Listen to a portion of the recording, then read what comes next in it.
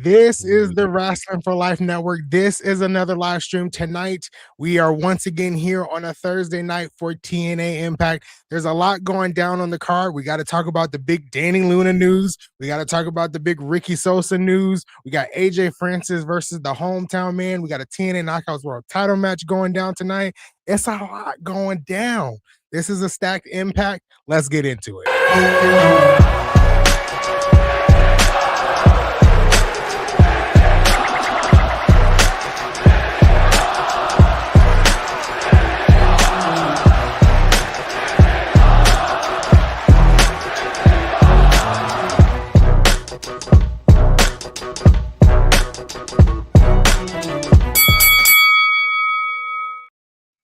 What is up, guys? This is the Wrestling for Life Network. Tonight, again, we are here for TNA Impact. This is the fallout from Sacrifice as we head into the go-home show for Rebellion. But I am not here alone. If you don't know who I am Anthony by Elegance, even though you may see KJ by Elegance down there. And that is Big Nick. Ladies and gentlemen, boys and girls, children of all ages, the Wrestling for Life Network proudly brings to you its tag stream champions of the world, the man who puts the T in TNA, Ringsider Anthony. I am Big Nick. And yes, we had your stunt double, we had your doppelganger, your stand-in last week. So mea culpa, production didn't catch up with, Ant by Elegance instead of KJ by Elegance. But I said this to you right before we went live, sir, of you can tell it's very much WrestleMania season when TNA alone has like 5 stories we need to talk about before we even get into any sort of real grand scope wrestling news. Ricky Sosa, Danny Luna, Mike Santana, Steve Macklin, and the beat goes on. Yeah, I mean, a whole lot of news came out with TNA over the past, almost 7 days really since Sacrifice. Like you said, Danny Luna, Ricky Sosa, the whole thing with Steve Macklin, that was very, very scary. Glad he's okay. I mean, it's just been a newsworthy week for TNA. Some good, some bad, but we got to dive into it. Right. Well, which do you want to first dive into? Do you want to dive into one of them topics? Do you want to dive into saying hi to the chat or whatever? Because we got about 10 minutes before Impact kicks off here. I think we should talk to the chat, say hi to the chat for a little bit before we get into those long-winded topics. Fair enough. See, learning. It's one of those of we got a lot to talk about. We only got like 10 minutes. But make sure you be a friend, like, share, and subscribe. As again, trust me, we're still like 2 weeks out from WrestleMania, and still got Rebellion on the precipice. We've still got Dynasty, which that's getting matches added to it. So 100% we are here for anything and everything when it comes to pro wrestling. And it's only going to get crazier and crazier. Yeah, absolutely. Absolutely. We got a long road ahead of us over the next couple of weeks. Yeah, we Scuba Steve, a weekend or two ago, took that deep breath before we're swimming with the fishes. But top 3 from last night, Spaz, Kid Rivos, and Jose. I knew Spaz wasn't going to let Geekbox hold that man for too long. But those are your top 3, folks. Those are all the chats, all the super chats. The more you say hi to us and everything like that, the more points you get, the more you get on the leaderboard. That's your nightly predictions championship. We'll put it that way. Yeah, absolutely. Spaz at the top spot. Like, I feel like he's only relinquished that top spot a few times. Well, he was on a streak of Geekbox had him 2-0 there, had him on the ropes, and then Spaz just came in with the Fury, which is surprising because that would have been on a Wednesday on a Dynamite. And knowing Spaz normally doesn't, want to watch too many Dynamites. But maybe he was there for I become man. Right. That's the most like April Fool's, but it's not really April Fool's news I had heard and seen. I was like, you bullshitting. It was kind of crazy for it to come out on April Fool's Day and for it to be actually legit as he showed up, last night. So, yeah, I mean, when I saw the news at first, I was like, this is definitely not happening tonight. But then it kept going throughout the day. And I'm like, well, maybe this is actually happening tonight. And it did. Well, and start of the show, not build any speculation, not build any questioning. We won't spoil who we were talking about, but if you watch Dynamite, you know who we're talking about. But that's going to be a long-winded talk about with who returned to the wrestling world. But right. Zach out there, National Burrito Day, Anthony and Big Nick. I should have got a burrito today for dinner. Didn't even know You didn't that it do was the National KJ? Burrito Day. You're KJ by elegance. KJ always, it's become almost a theory that KJ is Zach because either that or he checks it every day because KJ always ends up having, like you just said there, for dinner, whatever Zach says is it's National whatever day. That's what KJ ends up having for dinner that day. So I'm like, Yeah, are you just telling us what you're having for dinner, sir? exactly. That's what you're doing. You're the first in the chat just telling us what you have for dinner. Yeah, but he's telling us all the way at 7 a.m. So Exactly. respect. You know, Put some hot sauce on my burrito, baby. Kevin, what up? Speaking of KJ, reminding everybody, hit the bell emoji, the bell notification, and the emojis in the little corner and everything. All the little buttons and gizmos and gadgets and everything. They're free, they cost you nothing, and they do nothing but help out the channel, especially WrestleMania season. You know, this is when everybody's tuned into wrestling. Trust me, you're seeing it now. I saw Fandango was offering to where you can go to your local movie theater and watch WrestleMania 42. So make sure you're helping spread the good gospel of wrestling out there. And I've always We're going to sink a lot of wrestling fans in. This is the Super Bowl. Not everybody watches the NFL, but everybody watches the Super Bowl. Yeah. I was gonna say that I've always wanted to try like one of the movie theater watch-alongs for WrestleMania, where you're in like a room full of people that love wrestling watching WrestleMania. I saw a couple of TikTokers do it over the past couple of years, where they're not the big TikTokers, but they'll go to like a local theater and watch WrestleMania, and like the fun that they have around the group of people that they're there with. It seems pretty cool. It seems pretty cool. You have no idea. Trust me, that's been an actual thought and an actual in the noggin of on my vision board type shit for me for a while of doing either us as a live show around that, like doing that of like a whole gathering, a meet and greet. I dare put it that way. Don't stab me, please. I'm not cruel. But like a gathering of all the WF viewers and everything like that. But no, that would be cool to have, you know, all of everybody that's watching with us, watching it all in one place at the same time. Would be very cool. Absolutely. But Eric, what up? Hey, Wrestling for Life buddies. Can't wait for tonight to see if Zaya can bring the knockout title back home to TNA. And welcome Ricky Sosa. Goodbye, Danny Luna. And welcome back, Jessica Havoc. What? That's a lot that you said in that one little comment there. I was shaking my head at the knockout style being brought home tonight because that's I'm a rant if we start on that. You don't think that it could happen? I would be shocked. I would be shocked if it happens on a weekly episode. That is a hot tour to Danny Luna on the way out. Yeah. I mean, absolutely. If we're gonna get into it, for her to even take the pin to Ariana Grace last Friday was just a slap, to be honest. When the news came out about Danny Luna, I was not shocked. I was like, I wasn't like, oh my God, I can't believe. I was like, this was expected to happen. Danny Luna had been on the rise for months at this point. If I wanted to put a time frame on it, I would probably say about 6 to 9 months they had tried to build Danny Luna up to the point where they kind of changed her name, added Doomsday to the beginning of it, Doomsday Danny Luna. The crowd was starting to get behind her. The internet community for the TNA fan base started to get behind her. I get the Genesis issue. With the visa. I understand that. That's out of TNA's control. That was in the hands of the U.S. government and our current president. But when you bring so bigly, so greatly, so good.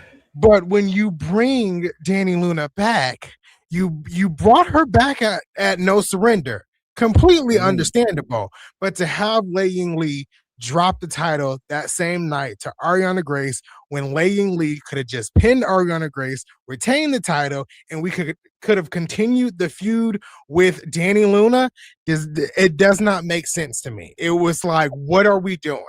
And then the feud, the whole story, not the feud, I'm sorry, the whole story with Ariana Grace and her father, it is not hitting. It's not good.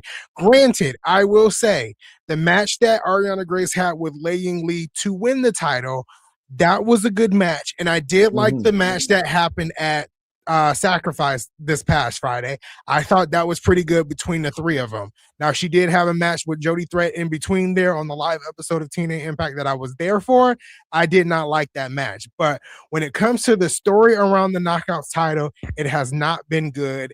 And I don't think Ariana Grace should have won the title. There's nothing against Ariana Grace. This is not on Ariana Grace. She doesn't make the decisions, but something needed to happen between Genesis and Sacrifice, or I'm sorry, Genesis and No Surrender that didn't involve Ariana Grace. And I think TNA completely messed up with Danny Luna. I don't like to use the term fumbled or dropped the ball, but in this case, both of those things happened. And now look at us. Now, if I'm to play devil's advocate here, but I'm paying you an exposure because Ariana Grace is exposing that title out there on NXT, and she's on the WWE product and everything. I think you very much know how I actually feel about Daniel Luna, but presenting the counter argument of, is there still always going to be WWE's got their hooks in TNA a little bit of? You might not have all of them, but you will have one of them. Maybe so. I mean, Gail Kim has kind of said, given the same kind of sentiment this week about it, you know, saying if you didn't think that WWE was going to have some of the TNA titles and it wasn't going to be vice versa, then you kind of shorted yourself there. This was basically always going to be one-sided. That's what she said in so many words. I'm just using my words to paraphrase what she said. No, that's very much of, I get your stance of have hope of maybe they won't be the dickheads this time. Maybe they won't be. Exactly. And it just and when it comes to the Knockouts title, it's played hot potato since, you know, kind of JC Jane won it. Now, I was cool with JC Jane winning it. I thought it was fun. It was shocking. And the fallout after that was pretty good too. You had Ash by Elegance run it back. She brought the title home. But then we had the whole Masha controversy and the whole stepping away with Ash from the ring. And then they gave it to Kalani Jordan. Didn't really understand that there. Didn't do much for Kalani Jordan. We passed it on to Lei Ying Lee. We thought we were scot-free until we got to Ariana Grace. And it's just been the same cycle of repeating with the Knockouts title since JC Jane won it at Slammiversary last year. I can very much tell we have a bigger topic to discuss at some point here with the scope and what is the Knockouts division currently.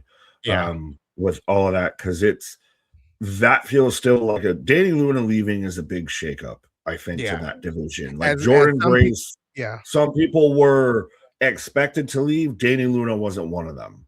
No.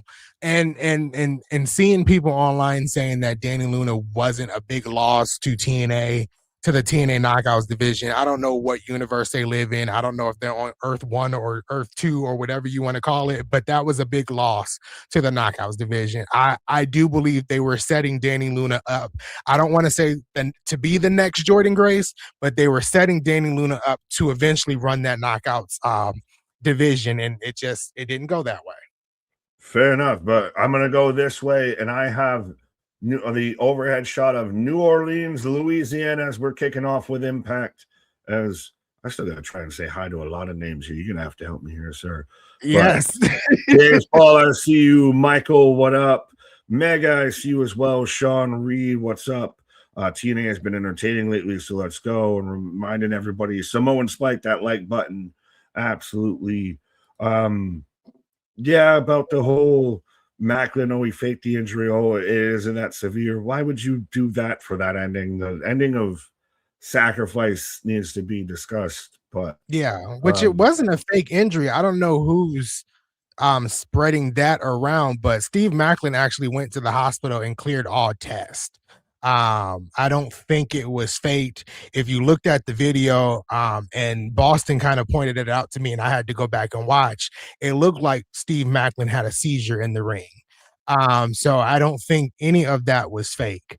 But to each his own. Whoever has that perspective, I'm Well, not that knocking it, was but I don't Mega think. said it, but you can have that. That even what I'm mad at is I'm trying to still say hi to everybody as I got the commentary team right now. But yeah, we can very much talk about that. And I'm glad Steve Macklin is at this point cleared and allegedly, supposedly concussion free. After Yeah. that, that's what we should be celebrating versus dissecting, what happened there. Exactly. As Steve, I was about to say Steve Macklin. Mike Santana opens up the show tonight. Right. But Ken, what up? Damien, the leader of the Hopium tribe, letting us know of yes, Collision is also airing, was airing earlier, is also taped, and hashtag spoilers, but not spoilers, of Hikaru Shida return to challenge Willow for the TBS title. That's a fun match. I'll have Right. to actually go watch that later on. But Unbroken said at 9, yes, very much TNA has been steadfast, and we're on this 9 o'clock time slot. Before I thought they would start there and then they'd walk it back, but they're holding here. And I really thought they would walk it back if the ratings kind of dipped or tanked, and they have I'm sorry, they have not. They've stayed steady, so I'm happy about that. Right. Nemeth issued a challenge for anyone at Rebellion. They've already, according to Wikipedia, they've already pretty much have a Rebellion card set in place. So, oh yeah, the Rebellion card was basically announced at Sacrifice. Now we're just kind of getting the ending of some of the matches coming out over the next week and a half, but the majority of the card was set at Sacrifice, which is kind of exciting. They use Sacrifice to kind of build towards Rebellion, which is in but back is to back. that a thing of when you leapfrog your pay-per-view into your next pay-per-view, which I don't know, is Rebellion actually a pay-per-view or is it a special show? Rebellion is a pay-per-view. Okay. No Surrender is I'm sorry. Well, both No Surrender and Sacrifice are both monthly specials. A little different, but yeah. Yeah, well, it's one of those. Am I paying $9.99 or $29.99? Who am I paying this money to? Because that's how it seems to be in pro wrestling at this point. Of who am I paying money to watch this wrestling? Right. So Rebellion will be like the pay-per-view at $39.99. You'll get the monthly specials at $10. Fair enough. There you go. So Anthony, hashtag not sponsored. It's almost like maybe we should cut a deal or a coupon code TNA. I will retract, unlike Dave Meltzer, I will retract all my negative statements about the TNA Plus app if they turn around and start, That's how you know we sold out. I say nice things about TNA Plus, and KJ says nice things about John Moxley. That's when you know we're sold out. So Mike Santana is talking about his TNA World Championship match that's coming up at Rebellion against Eddie Edwards. He is cashing in his Feast briefcase that he won at the second episode of TNA on AMC. So I'm actually kind of excited for this because I don't know if anybody saw the system in order for are working together but not working together. All this came together like before Sacrifice went on air, and it's one of those, if you scratch my back I'll scratch yours, but we both still don't trust each other. You mean that's like why, MJF and the Don Callis family? Or maybe the Death a little Riders bit, and the Death Riders? maybe just a little bit. That's why Moose didn't beat Eddie Edwards. He was attacked by Agent Zero from the Order 4. That was the first I'll scratch your back. So yeah, but that came so unannounced and so out of nowhere. Like, of all the people to be the one that gets involved, not Mustafa, not Natasha Steeles, not even a hand. And I think the reason why it was him is because he can meet Moose in size, right? So if you're gonna take out Moose, you got to get somebody as big or bigger than Moose. Undertaker Giant Gonzalez is not the same fucking thing, though. Just because they can stare each other eye to eye doesn't mean that Moose is the same as Agent Zero. Well, I'm not saying he's the same, but I'm just I get what you're saying, but I'm yeah, saying in my aspect of like, yeah, cool, that's great. They can stare each other eye to eye. This is the Big Show and the Yeti. yeah. One of these things doesn't belong here. I get it. I get it. But Mike Santana out here, and you and I talked about this briefly before we went live about Santana showing up at what was supposed to be known as Roadblock, but was just regular NXT, but in MSG, gets the win, gets the pinfall victory. And it felt like very much this. We're going to wash off all of that negative aura of Mike Santana just sparked out Steve Macklin, and we're going to have him in a big match, get the win in MSG. Outside of that, do you think he's also earmarked for WWE? Like, is he on borrowed time for TNA? I don't know.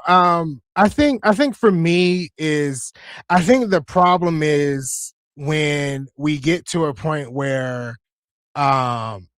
and this is not on TNA or WWE. I'm strictly talking about the fandom. It gets to a problem where the top stars that we have now in TNA, they go to WWE, and then the next thing you know, the TNA fan, not the TNA fan base, the wrestling fan base says TNA has no stars. TNA has no stars. Where you've been wanting these people that have been showing up on NXT to go to WWE, and then you want to holler that TNA doesn't have any stars. That's a you problem.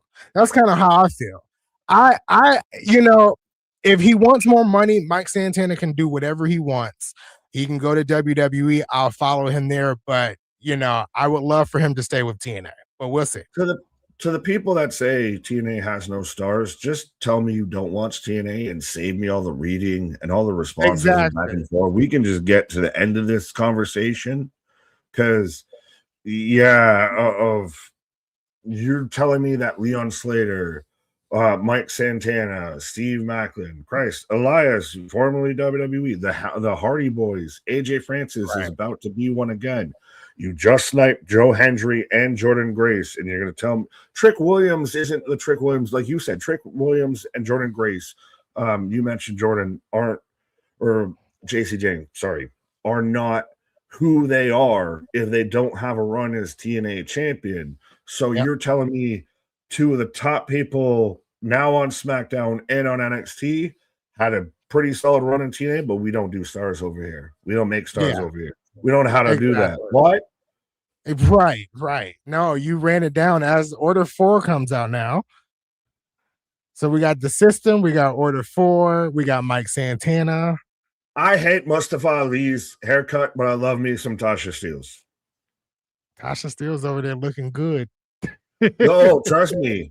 She don't even know. I know I got Miss Parker on NXT, but Tasha, you don't even know. Right. So Mustafa Ali is saying, is basically saying rebellion. Mustafa Ali is basically saying that Order 4 is going to take the night at Rebellion. I know the system has kind of said the same thing on social media too, so I'm not sure where a lot of these storylines are kind of headed, but I do like the fact that we got Mustafa Ali versus Trey Miguel going down at Rebellion. A thing with TNA, and I know we've had some new names pop in and we got to say hi, but of that, as Trey Miguel comes out, but yeah, I was about to say, it doesn't seem like there's a ton of baby faces in TNA right now. Like you've got Santana, Leon, and Trey, excuse me. Meanwhile, you have 8 people on the outside of the ring. So I'm not good at math, but I know 8's more than 3. Yeah, you don't really the heels do kind of outweigh the baby faces, the fan favorites in TNA right now. You can even count Steve Macklin as being a heel. So it's like it's just it's definitely unbalanced. I feel like it's unbalanced in a good-ish way because it seems like the champions who are baby faces have to have their head on the swivel because they don't know who's coming after them at any point. Is that the case of what should be with a baby face of you're working from underneath? You're working from a disadvantage. Yeah, it should be. It should be. But Trey, I see you Unbroken. What up? Mike the Champ. What up? Denisha. What's up? 1996. Brendan out there on Twitch. As again, we're ever so close to partner on Twitch. So the most you can do to touch around, just start playing Thriller or something. I don't know. Just go Twitch. Don't take that as legal advice. That's not. I'm not going to be held accountable for anything with that. But go Twitch. Can I see you, Ronin? Cherokee George, what up? The system are amateurs compared to the Death Riders in gang attacking. But are they just smarter at it? Because I don't know, am I supposed to cheer or boo the Death Riders? Or who I'm supposed to cheer or boo within the Death Riders? Right? Oh, now we got Moose. It's just a lot going on in this segment. But again, it's just weird of like, let the babyface part the Reds. Okay, so now Moose is going to be like, let me blow through everybody. Pause. Moose is like, let me take out everybody. But it should have. So we're going to get an 8-man tag match. So we're going to get an 8-man tag match. So we're going to get an 8-man tag match. But that's the thing is it. Yeah, it shouldn't have been this whole like, let me part the Red Sea and just let like Trey Miguel enter the ring with 8 heels on the outside. No, absolutely. It should have just, when Trey came out, it should have started a big brawl, which then, brought out Moose too. Right. So much testosterone. That's the new pizza at Papa John's, I heard, is so much testosterone. Yeah.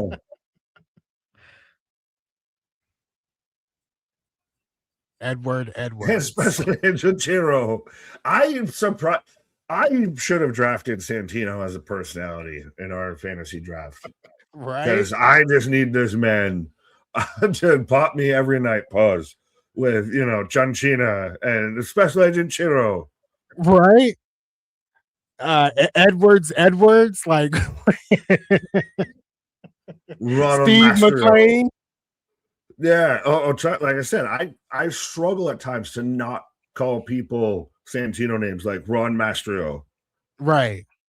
No, I get it. It's because it's kind of addicting. It definitely is addicting. With Steve McClane, when I found out he was Canadian and not Italian. Right? He has a connection. I'm like, you really don't talk like that? Oh, shock. I like so far though, as we're on commercial break, I do like the start of the show. Seems like all of the major storylines are clashing, which I like that as we head towards Rebellion. Nothing too out the way here, but so far so good. Right. But MDB, I see you, Wesley, Boston. There's a difference between making solid prospects to become stars and TNA having stars, though. If Joe leaves, Grace leaves, Santana leaves, who are you left with? I think TNA needs to retain them. I would say that that's the same case you could make with NXT currently. Not saying I fully want to put TNA on par with NXT, but I mean, if the shoe fits, you might as well dance in it. Oba, Trick, Javon left NXT. Would say that there's a current gap and a void of top talent in NXT. I would say with Joe leaving and Grace leaving, if Santana leaves, you would very much have a void of top talent. So come see, come saw. No, absolutely agree. If we just kind of look at the trajectory of the Knockouts division, at least, I'm going to start 2023. Like we had Trinity and Deanna. We lost Trinity and Deanna at the beginning of 2024, which kind of pushed, even though Jordan Grace was already a star, not knocking Jordan Grace's star potential before, but that pushed Jordan Grace into the top spot. And we had kind of Jordan Grace and Masha going at it, which pushed Masha into the top spot until Masha had her stuff. And we'll just leave it like that. Masha had her stuff. And then that kind of led to that's when like we started to see the low in the division with, I don't want to call JC Jane a low because I really did like her reign, But that's when we started to have the back and forth between TNA and NXT. But in the meantime, that person that they had lined up was Danny Luna, and now we're back at square one. So TNA has a way of pivoting, but since the WWE thing, it hasn't worked out. At least for the knockouts division. When it comes to the mainstream, the guys, I mean, we had Joe leave, but we had, kind of Mike Santana and Nick Nemeth kind of take over for a bit. We had when we had Trick Williams, when we lost Alexander, we had the rise of Mike Santana. Nick Nemeth was holding the title at the time. So they've kind of pivoted kind of well when it comes to the main scene. The only person that they've used from NXT in the main, scene for the men was Trick Williams. So they've kind of pivoted well since then. But the knockouts, we're struggling a little bit. You lost the whole Rascals. And I guess speaking of teams coming back, at least the Hurt Syndicate's back in AEW. Okay. That's a good shot in the arm to their tag division. I don't know how they slot in right now with FTR, Edge and Copeland, or Copeland and Christian and the Young Bucks, but we'll see. But no, the TNA Knockouts division is a chicken that's been plucked clean. They have taken everything, and I think Danny Luna was the last ball to drop on that. She won me over from being in the tag team with Spitfire with Jody Threat, and then has one of the best knockouts matches of recent memory with that dog match and everything. So she very much was. I don't even want to say, I know you said it, of her being the next Jordan Grace. I think she was going to be the first Danny Luna. In that respect, she was set to be the next one they kind of put the flag in, and then they just had it in their hands. If you're at the goal line and I throw you the ball and you're wide open and you drop the ball, is it on me because I threw a pass that you didn't catch, or is it on me or on you because you had it gift wrapped and you dropped it? Because that's where I'm at. They had it. Fell into their lap. Yeah, you maybe had a cornerback sit there and throw his hand up because Danny Luna, got visa issues. All right, so you just move it back a couple yards. Cool. You had a touchdown in your hands, and you said, nah, you can have that. Not even what I'm mad at. Yeah, and that's exactly what happened. That's exactly what happened with Danny Luna. I hate it. I don't know where they go from here. I don't know who they put the title on next. How would you right now, respectfully, as we're underway with an 8-man tag match, folks, by the way, let us know who you're taking, whether you're taking Team Babyface or Team Heel. Just put it that way. Easier to put it that way. Where do you think the Knockouts division ranks amongst women's divisions right now in pro wrestling? Respectfully.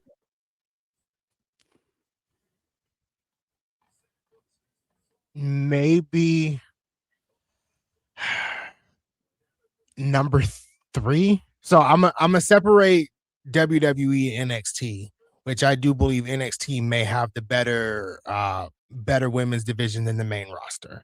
So I'll put NXT, WWE, then I would put TNA, and then I'll put AEW. Okay, so you separated the one show and then lumped the other two together. Okay. No, I wanted to make sure the scale. Yeah, so TNA number 3 and then AEW last. Because AEW, I struggle with their women's division. I do. They have the talent. It's just how do you present them? Again, exactly. I remember the joke of when we did our fantasy draft I basically drafted AEW's roster and somehow won the fan vote of who drafted the best roster. So it's one of those of, okay, so we like AEW's talent. We like their roster. We can see where the flaws are and what the errors are of how they're presented, how they're put together. You can have the greatest ingredients, but still fuck up a dish. Exactly. You can still burn it at the end. Right. But Michael Spikes, I see you. Roderick, what up? Chick, George again, I see you. Boston again. I'm very bad at clicking the comments apparently. As MDB's all the way out there on Twitch Island, as I have Cedric and Leon right now in the ring. I don't think we've given our official predictions. I think we're probably going both babyface, I say. I think I'm gonna take team babyface. No. Yeah, I think it's a safe bet there. I am while we're talking about team babyface and we got Leon and Cedric Alexander in the ring. I am excited to see the X Division title match between those two at Rebellion. The last time they wrestled against each other, I think it was either Emergence or Victory Road last year. Phenomenal match. So seeing this again, I'm excited. I think it may top their match from I think it was Emergence last year. I think it'll top their match from that time last year. There you go. Whoa. And again, anybody we missed your comments, we don't mean to mea culpa. Drop it again or drop a super chat, drop a super sticker, all of that. But I like this because see, now that you're back, my guy, I can default to you on all the TNA explanations because KJ even asked me this exact question, and I was like, I don't know. I don't know. Can you explain why Alicia is still with Moose? Shouldn't Alicia align with Eddie Edwards? I really thought she was going to turn on Moose at Sacrifice. And I think a lot of people in the TNA fan base thought that was going to happen. It did not, which kind of shocked me. Truthfully, like storyline wise, I get what they're doing. Eddie Edwards turned on Moose. We all saw that live. And Alicia Edwards had no knowledge of this happening. And so Alicia Edwards decided to walk away from the system and was actually going to walk away from TNA until Moose was like, "Hey, I could use you. You can join me." So we have Moose to blame. Exactly. We could work together. And then that's when storyline wise she re-signed with TNA, aligned herself with Moose. But I thought that was kind of gonna come to a head at Sacrifice with the match against Eddie Edwards. I'm not going up against my husband. That's in my mind for, Alicia Edwards. And then that didn't happen. We had the whole run in by Agent Zero, and now she's still with Moose. So maybe that happens at Rebellion. I don't know. But that storyline wise, I gave you why they are you did a much better job explaining it than I ever could have even dreamed of doing. But still, this disloyal bitch man. But yeah, it's one of those. If you're not going to turn initially, then it makes less sense to turn later on. I always feel it's like someone who turns after the match of like, so I'm going to let you kick my ass and then I'm going to be friends with you. No, that's not how this works. No. Yeah. I thought they were going to maybe play into it a little bit more with like, behind the scenes has caused issues with Eddie Edwards and Alicia Edwards in their marriage, things of that sort. That would have been kind of cool to see, in my opinion. But they really haven't played on it much. So I'm with you there. I feel like the turn later on is less effective. But I at least got you to the point to where you and the chat may understand why they are working together. Oh, trust me. Well, it needed some explaining, and so all those in favor of Anthony explains TNA storylines because no one can keep up because they don't explain it. Say aye.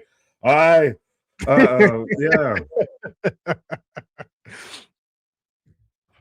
This man needs to just start doing all the video packages and everything for TNA. They just need to go ahead.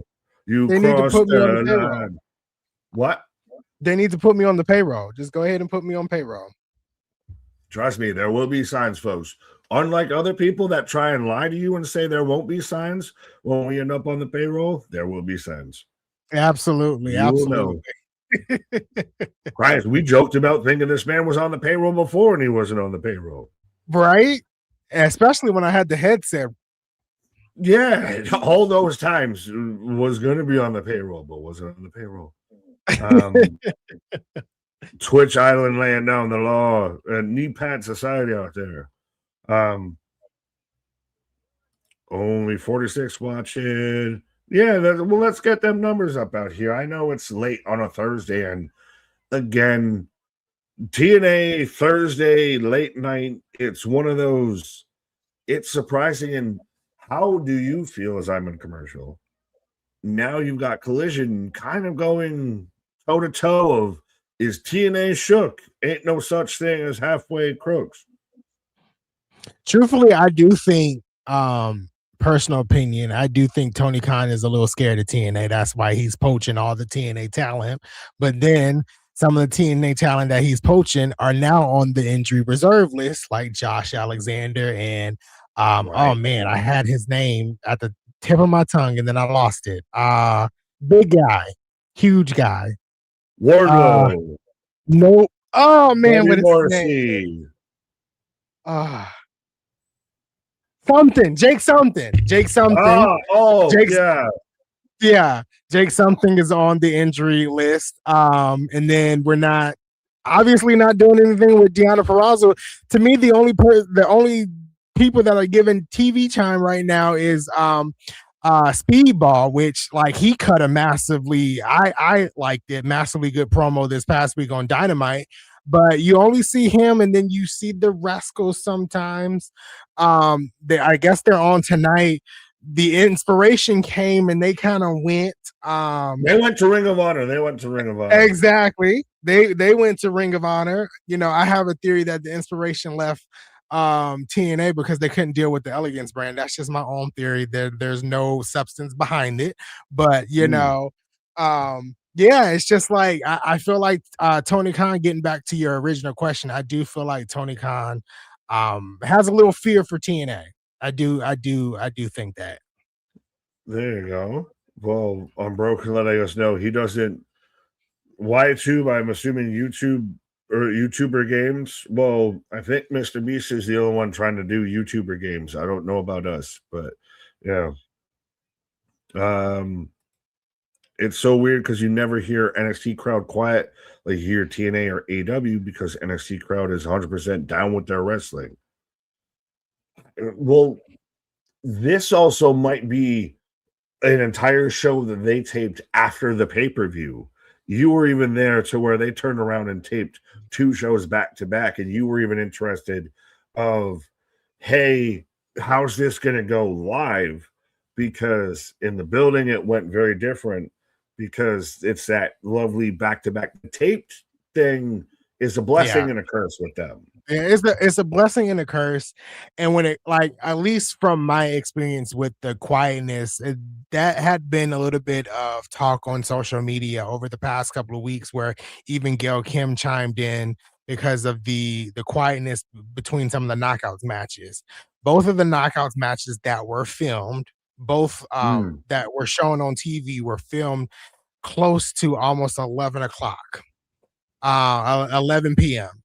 And by that point, the crowd was exhausted. There was even, I forgot which tag team match it was with the knockouts, that I even stopped recording on my phone because I was so exhausted, and I was debating leaving until we got to the end of the match. And the announcer said, and the next match is the main event. I was like, thank goodness, because I'm ready to go home. Right. And the crowd kind of felt that. A lot of the crowd left close to 10:30 that night. So I kind of understand the recording thing. I kind of understand why the crowd is quiet, because you've sat through almost 4 hours of wrestling both nights, which equals 8 hours. Not defending TNA in any case. That just means they have to figure out a way to potentially go live a little bit more often. Right. Mike Santana with a big kick. Yeah, we had this whole match going on. I don't know if we just become like inundated or acclimated of, oh, it's a multi-person match, so you can have that. There's right, but it's actually been fun. I've been glancing at it as we've been talking in a big. Yeah, but you know it's not going to end in 5 minutes. You know this has got like 20 odd minutes. I think this has been going on since about 9:15 with 2 commercial breaks. So it's been wild. KJ will never sell out. We will know if KJ is sold out. He starts glazing Moxley. I told you. That's how you know. Anthony needs to be in charge of the TNA X account and answer TNA storyline explanations. I might need to. Oh, Mustafa Ali was trying to do a tope, but caught by power bomb on the barricade or on the apron. Sorry. Some of the best damn professional wrestling. I was just about to repeat that. Oh, Moose and Agent Zero face to face. Again, this is every time I look at Agent Zero, it is like if Test and W. Morrissey did a fusion dance and had a child. Did the DBZ fusion? But you don't match your body. Like, I've never seen someone that tall and that lanky. Exactly.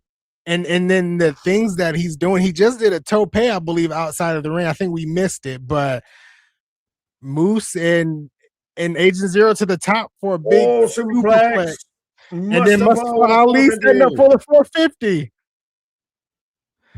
Oh, Leon with the what is it? The Swanton 450? Oh, vertebraker. Lumbar check. Yeah, that too. Now this is everybody come in, hit your finisher. One little finisher, two little finish. Ooh. Ooh, big right hand by Agent Zero. This is wild. Spin the block. The hands. There goes the great hands. I think that was right that went out and then left his face a Death Valley driver. Oh, Cedric. This is wild. This is a way to get your crowd into it to start off your show. I mean, especially when this has been the first half hour of your show. Oh, Eddie Edwards pins the champ. That means he's losing on the pay-per-view. Exactly. The ending. Have a good night. That was good. That was a good match. Was it a good match or was it a good 30 seconds or to a minute of everybody hits your finisher, one little finisher, two little finisher, of everybody just ran through their movesets and then you got to the end? I mean, even before that, though, you had the big outside spots with the tope by Mr. Agent Zero there. You had Moose catching Mustafa Ali into a power bomb. I mean, all of that spun into the moments with the finishers. But I like that. That was fun. And that match went doggone almost 15 minutes there. Well, you had Matthew Reinhold of the best professional wrestling you'll see. They had to put that plug in. They had to, since Collision's on tonight. Well, I mean, how do you say we're the best wrestle without saying we're the best wrestle? You have the best wrestle. But Wrestle Rants, what up? Paul, I see you. Yeah, I've been on massive amounts of shows, and you're supposed to not feel tired and drawn out because shows are going too long. And water is wet. In other news from Paul. I mean, I've been to massive amount shows too, especially a Royal Rumble. And by the time you get to the second Royal Rumble, you are drained. And we've got Darian Santina and all of this, and I've even seen people. If we can get it to a commercial break, the WrestleMania discourse is at this point fucking waning on me. I mean, you'll have the same issue in 2001 on the goddamn message boards of why isn't everyone on the card? But then why is the show 14 hours long? Because everyone's on the fucking card. Like, do you not know how things work? Is starting to frustrate me. Sorry, they're setting up the knockout. They're setting up the knockouts title. So tonight, Xia Brookside takes on Ariana Grace. Whoever wins that match faces Lei Ying Lee at Rebellion. So if we're gonna put the title back on Lei Ying Lee, that's the start. So we'll see where that goes from there. But yeah, if you're going to talk about the WrestleMania discourse, you're going to have to do that all by yourself and rant about it, since I haven't really been following anything heading into WrestleMania. So fair enough. Well, to me, it's more of just the whole, like I said, on one hand, you have people that, what is the build? There's too much build. I don't like the build. There's this, there's that. There's the issues here of, I don't like the card. I love the card. Of, it just shows that wrestling fans, as we've seen, will complain just for the sake of complaining and all of that. Of just to have an opinion on something. And that's the biggest thing I've seen with people lately on multiple things. Of, I will form my opinion before I even know any of the facts. And I do mean any of them. I can at least speak on the fact of you mentioning that like everybody has to be on the card. I don't know why that's a thing. I don't Tony think Khan. yeah, I don't think 57 matches on a WrestleMania pay-per-view. I don't think WrestleMania is a what is it? What do they call it for, like, for kids participation trophies? Yeah, no. I don't think WrestleMania is a participation trophy type deal. The biggest storylines, the biggest wrestlers, the biggest, whatever is going on at the time is what is heading into WrestleMania each and every year. I don't think this narrative that someone deserves to be on the WrestleMania card or everybody has to be on the WrestleMania card is logical. I don't think it's logical at all. I do think there are ways where you can try to get as many people on the card, as possible. I feel like, when we had the Money in the Bank match at WrestleMania, I feel like that was a way to get, a little bit more people on the card than normal. Some of the multi-man matches, I think there is one, you would have to correct me here, Nick, because I'm not sure. I think there is a multi-man Intercontinental Championship match happening at WrestleMania.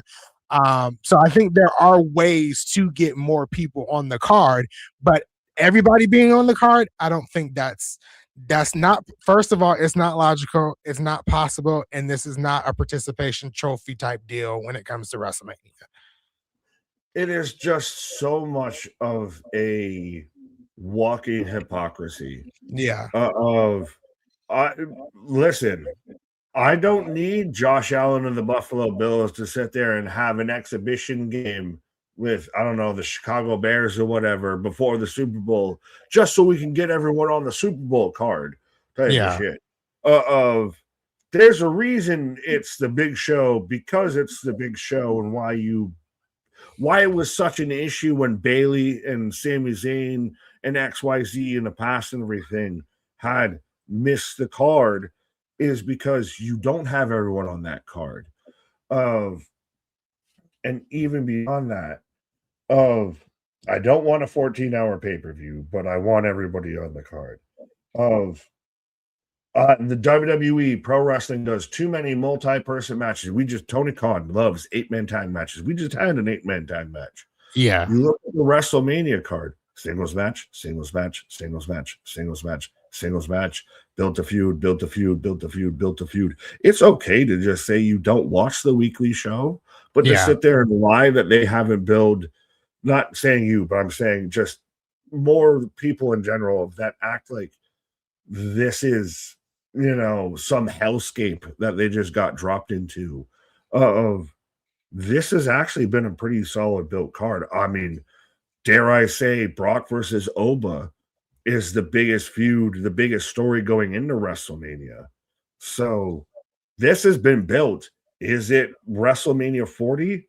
No, but I think WrestleMania 40 became an outlier. That was one of those that I think the number spiked so much. Now we have to recalibrate. Mm-hmm.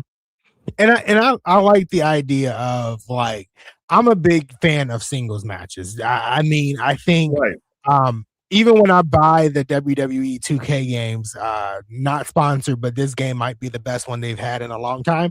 Maybe I can ask you off stream, because I haven't bought it yet, but I've seen some people that have very much varying opinions on that. It's very love it or they hate it. It's very split, but getting back to my original point, when I play the 2K games, the majority of the matches I play are always singles matches. I don't do anything of the special matches because I really am a big fan of the singles matches. So to see a WrestleMania card built with just singles matches and not triple threats or multi-man matches, like I like the one or two sprinkled in, but I like the one-on-one type matches, the one-on-one type feuds. And like you said, Tony Khan fills up a lot of his cards with multi-man matches. Here's the official theme and the official quote and stance for WrestleMania 42. You can have that. That evil. Like everybody's just, you didn't give me what I booked, so I'm mad at. All right. Exactly. Fuck off at this point. Like exactly. So. We talked about this. Yeah. And this is one of those I was like, where's Anthony? Because I know we had talked about this so much of if TNA signs Ricky Sosa and what that means.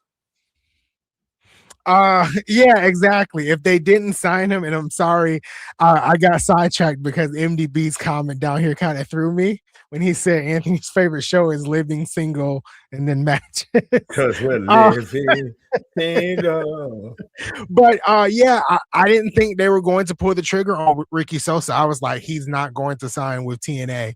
TNA is not going to get him to sign, and they proved me wrong. Yeah.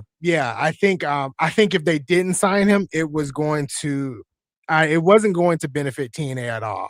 And I think they did a good job waiting until Sacrifice to announce it. I'm happy that he's there. We'll see what happens next. And it seems like his first feud has been set up with Eric Young. So we'll see how that goes. As we got the Hardies coming out. In the X division, and speaking of living single, Maxine don't even know. But I digress. I've got Jeff. I think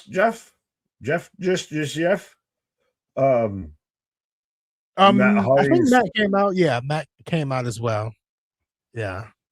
Well, no, they're showing because they're showing they're showing what happened at Sacrifice with him being bloodied up by. It's still just Dutch. So you're telling me that the team that came here hating you and then befriended you turned on you and you're surprised? Right?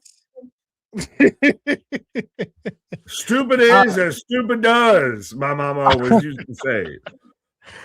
Bernard is asking, when is the next Saturday night main event? I believe the next one is in July. If it's not July, it's May, but just Google it because it might be one in May and one in July. Yeah. I don't know when it is. I know it's in MSG. That's what I've heard more than anything. All right, so the Hardys are talking here. Now, you threw this out there. I don't mean to fully put you on the spot, but you've even backed some other people that have thrown this idea out there. We've seen the White Rabbit. We've seen Ali. We've seen the Righteous. We've seen spooky things going on in TNA.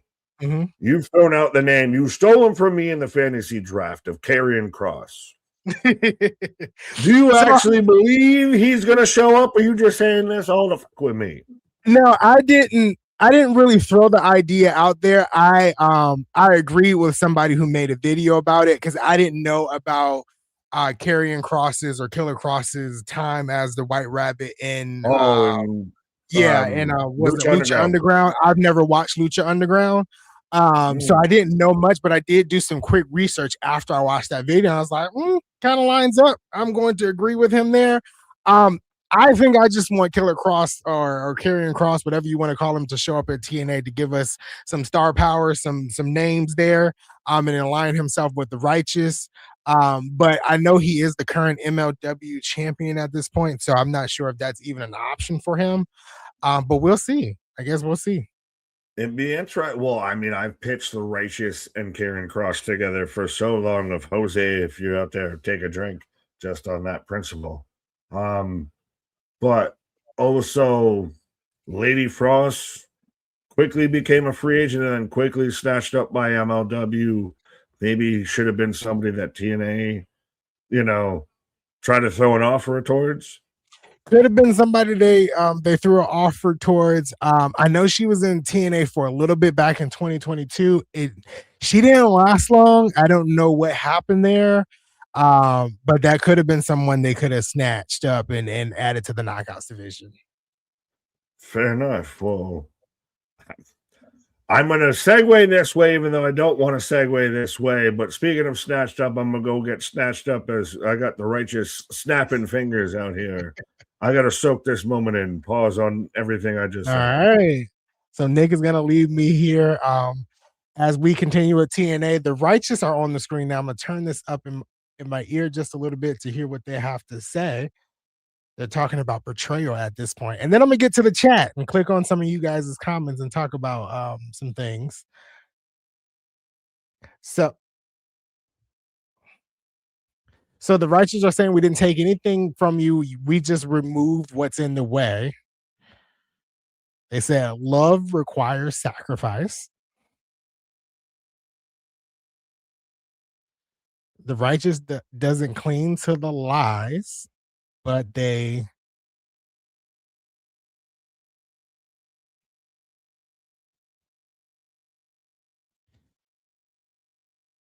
okay. This is where the righteous starts to talk in parables, and I'm trying to understand what they're saying. All right, so the righteous said, "You're not the victim, you're the offering." And he was saying that to Matt Hardy, and they're saying we can throw down right now. We can have a match right now.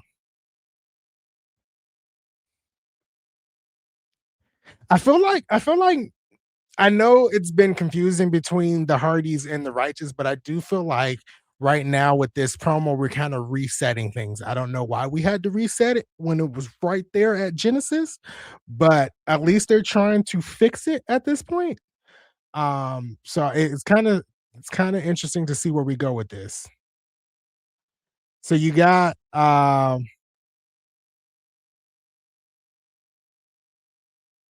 they're saying you have something that we want, which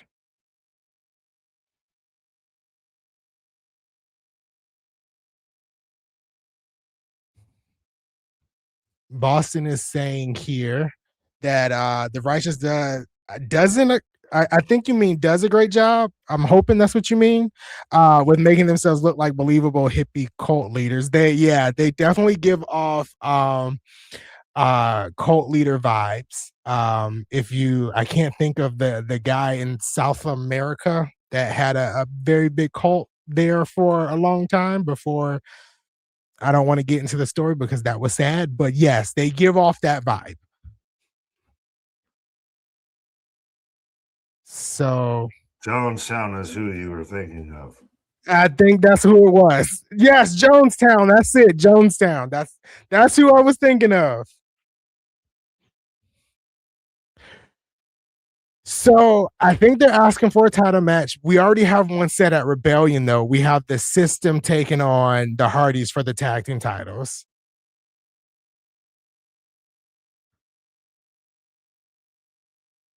So Matt is saying next week it's going to be the Righteous versus the Hardys. They said they have one request.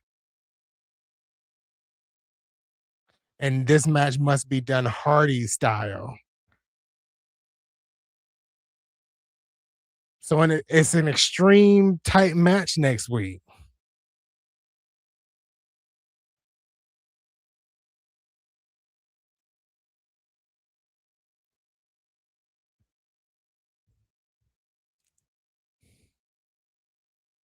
So a tag team tables match and a title match going down next week between the Hardys and the Righteous. Interesting. Right before Rebellion. So we'll see how that goes. Vance says, do we need a PhD to understand what the white suits dudes are talking about? Sometimes we do. Because it's like when it comes to Rosemary, like I need someone to interpret what Rosemary is saying. I'm gonna go up through the chat a little bit as we end this segment with the Righteous and the Hardys. Sean is asking, I know you're a belt guy. I'm not just a belt guy either. I'm not just the only belt guy. Boston is a good person with knowledge, but what promotion has the best looking men's world championship? Y'all will be surprised. I am not going to be biased on this one. AEW, I feel like, has the best world championship. Easily, by far, AEW has the best world championship. I've been teasing it on social media, but AEW has not shipped it out yet. But I actually do have the replica AEW World Championship coming to me very, very soon whenever they decide to ship it in this century.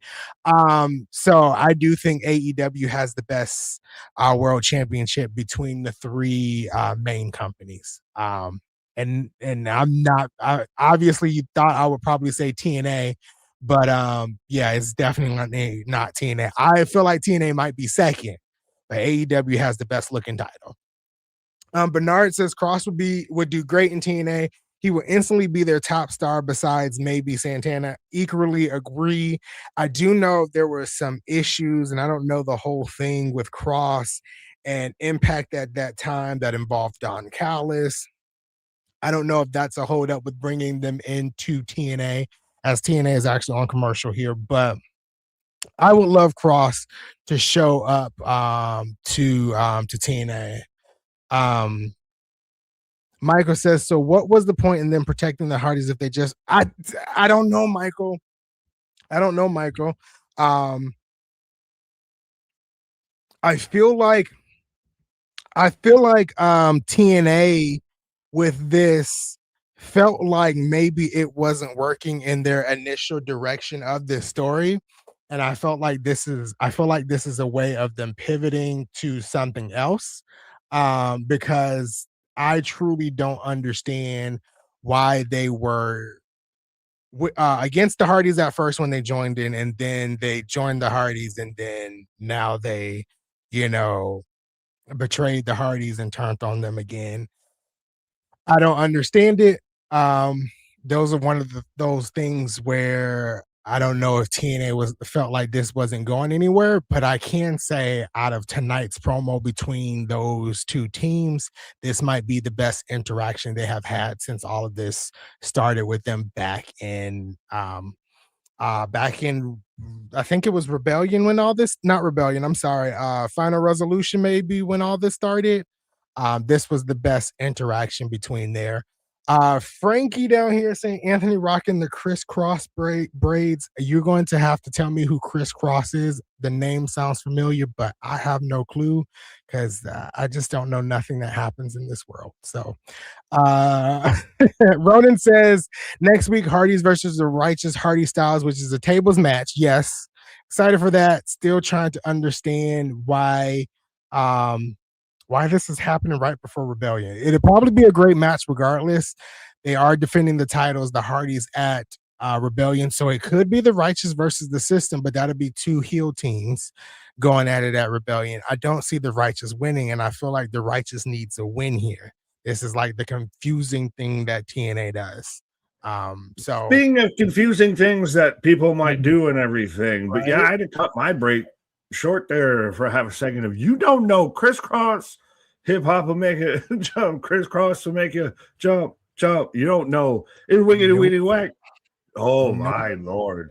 I might be aging myself. I might be ageism out here. You're probably not aging yourself. It's just I don't but even know. then, still, you were talking I don't know many artists. And the Righteous and the Wyatts and Elias and how that all should have been a fucking thing and everything. And I was like, all right, you can have that. I'll come back and talk about that. You didn't know who Crisscross was. And I was like, dang, no way this man don't know who Crisscross is. That was offensive. Like, you don't know, you haven't watched Austin Powers, my guy. I mean, it's not anybody aging themselves. I don't really keep up with music and all that stuff. It's just not me. That's old school hip hop. Like, that's why I'm wondering, because that was a bit before your time of even Jose saying I wore my clothes backwards because of Crisscross. Like, that's the thing, is that was around like when I was a youth if that's a thing to be said right now. Hello, fellow youths. But it's one of those that I'm like, you really don't know? You really don't know? No, I don't. I don't know. I'm sorry. Just crisscross will make you jump. Yeah, well, you're out there talking about cross, and even then you're getting a crisscross reference, and still it's just, I'm all the way. I got Santana and Ariana. Ariana Grace is your Alicia Edwards. Of like, what do you fucking do here? Yeah, it's just like I don't see it. I don't see it. I've seen a couple of people on social media say things like she deserved the Knockouts title, and I'm like, in what world? But I'm not knocking them. If they feel that way, they feel that way. It's just like Mike Santana just said, he cut me off in the middle of me about to say the same thing he just said. You don't even work here. What are you talking about? So, right. That's kind of how I feel. That is kind of how I feel. Well, Restaurants, bro. The righteous are so effing boring. They legit give me zero emotions, nothing, just no feelings. You actually nailed it, and I know I had to do the whole KJ voice of God thing of when you were talking about, Flavor Aid cult leaders in Panama and everything. But yeah, they very much give a vibe to where an Elias and Elijah should be with them. Karrion Kross should be with them. There was the whole rumor that they were going to be involved in the Wyatt family. Like, imagine those guys coming out with Elias going, he's got the whole world in his hands. Yeah, I think the righteous definitely gives off like cult leader James or Jonestown's. I'm sorry, Jonestown. Or even Manson family. Exactly. I think for them, it's either you like Jody was like, we're gonna get this started right now. I just went sorry. But when it comes to the righteous, I'll finish my point as this match starts. You either like the righteous or you don't like the righteous. I don't feel like there's an in between. It's like either yay or nay. Fair enough. Well, I think that's the case with Jody Threat, as terrible on the slides tonight. But I had to look up what a bunkhouse is. Okay, because now we've had this is a bunkhouse brawl, mind you. When's the last time we had any bit of a bunkhouse or anything? And from my findings, it was ranch housing if your ranch was so far out in the boony doonies that it is so outdated. It's out in the country. When you in a country, you country out there, of you in the boony doonies of, you got a gas station as your grocery store. It would be housing for ranch hands and everything. But obviously, Airbnb and everything kind of did away with that. So this is still one of those, to use the term bunkhouse brawl, it's so annotated and antiquated a little bit. A little bit. It's given like Texas Chainsaw Massacre out in the desert area. Oh, you mean Jeff Jarrett, the Texas Chainsaw Massacre champion, who was supposed to have his retirement tour that never happened? That never happened. TNA Impact vice president, right? He tied it all around. I think Dixie Carter has had more airtime than Jeff Jarrett over the past year, with Dixie Carter showing up at. When did she show up? Genesis, I think it was. Or did she show up there? Did she show up out the first live one? It was the first live episode. Yeah, she has had more airtime than Jeff Jarrett. Yeah, because Jeff Jarrett's on all the pre-shows. I've never seen someone retire on a pre-show, but yeah. Right? Bull ropes and everything and cowbells and that's a fucking hardcore match. It's just the funny bunkhouse. It ties into, you had the Dustin Reynolds, bunkhouse bros and everything. Yet old school WCW. CW. But yeah. Now we got a table coming out. Well, do we get more ODB? Is ODB gonna have a match here sooner rather than later? Because of how She much will we've seen her. at Rebellion. She is teaming up with Mickie James and Taryn Terrell Holy to shit! take on the Elegance brand. So that is happening. What is it? Not this coming Sunday, but the following Sunday or Saturday. The Elegances versus the OGs. Yes. They had a promo at Sacrifice. I thought was pretty funny. Mickie James came out and called, and you would love this. She called George Iceman Pickle Dick. I thought that was the funniest thing in the world. So yeah, it's going down at Rebellion. Right. Jose, the fascination with tables and wrestling fans need to be studied. No, it's just the Dudleys. That's the source right there is just the Dudleys. It's the same thing with anyone that's upset with the what chance. Just turn to Austin because that's all it was.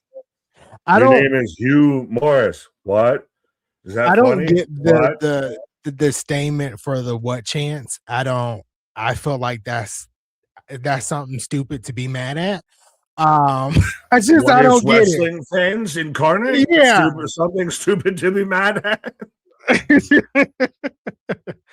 We've broken it down to a singular atom at this point. Exactly. Folks. It's like everything they're mad about something. What a forearm by Tessa. Oh, we haven't even talked about the people who were mad at one thing and then praising this man like he was the GOAT, like Jesus H. Jericho just showed up on Dynamite last night. Right. You know how people do the switch up real quick. They do the whole switcheroonie. Yeah, well, I think Kane tried to do that. Nasty power bomb to that Tessa. Was debatable for Booker T's trademarks there of the switcheroonie, the spinneroonie. Yeah. Before we go to commercial, but of everybody, and this is like 2 years of people were chanting "Just retire" at Chris Jericho, and I get everybody thought he was going to show up in WWE, probably in part because of what he was putting out there. I would put good money at this point. Chris Jericho is the source of all of his contract status, and Chris Jericho fully re-signed or signed a new deal with AEW as far as showing up. Yeah, I think so too. I mean, I did, I know I'm one of those people that was chanting like, please retire. I wasn't. To be fair, when it comes to me, I've never disliked Chris Jericho. Chris Jericho just didn't do it for me. I'll say it like that. But I was one of those fans that was chanting please retire. I was not excited that he returned. I wasn't upset that he returned either. It was just Chris Jericho's there. That's just kind of a thing for me. But I did see the switch up on social media very, very quickly, but I think Jericho may return to WWE. I don't know, but I feel like Jericho is going to end his career with AEW. I think I personally think that way. If going to WWE wasn't that decision, maybe he will never return. But you got the cliche saying, never say never. But I do feel like he retires in AEW. I could be wrong though. It seems very much like WWE said, hey, we'll sign you, but like this next year, that's it, bro. Like, well, we'll do a retirement run with you. We'll put you in the Hall of Fame. We'll do this and that. And I bet you Chris was like, no, I'll go over here and I'll still have a couple years. And like I said, I bet you he was the one that when all is said and done was sourcing any sort of leaks on his contract status or there's interest over here or anything. And that could even be a bit in part of, let me get a couple extra dollars out of Tony out here. Because I bet you at this point he's re-signed I know KJ for the longest time thought like, didn't he like sign like that Moose level contract of like, Yeah, he I'm did. here until infinity and beyond, and then now is going to be up for contract negotiate. His contract was going to run up, and then it get frozen and everything. I think he signed his last deal, and it's with AW. Yeah, absolutely. I think when it comes to like the Moose level contract, I do believe like his original contract was like 5 or 6 years. And that puts it around this mark because what they started in 2019. So we're in what year are we in? 2016? 2026. I'm sorry. 2026. We're 2016. I mean, I got a lot of things to kind of do. puts it around that time frame. If his contract was about 5 to 6 or 7 years. I feel like it was very long. But I'm with you. I think he has signed his final contract, and I think that is with AEW. He will probably be making more money than he would on a WWE contract. And like you said, I think they were going to give him the type of like John Cena, retirement tour type deal. You get that Gunther treatment.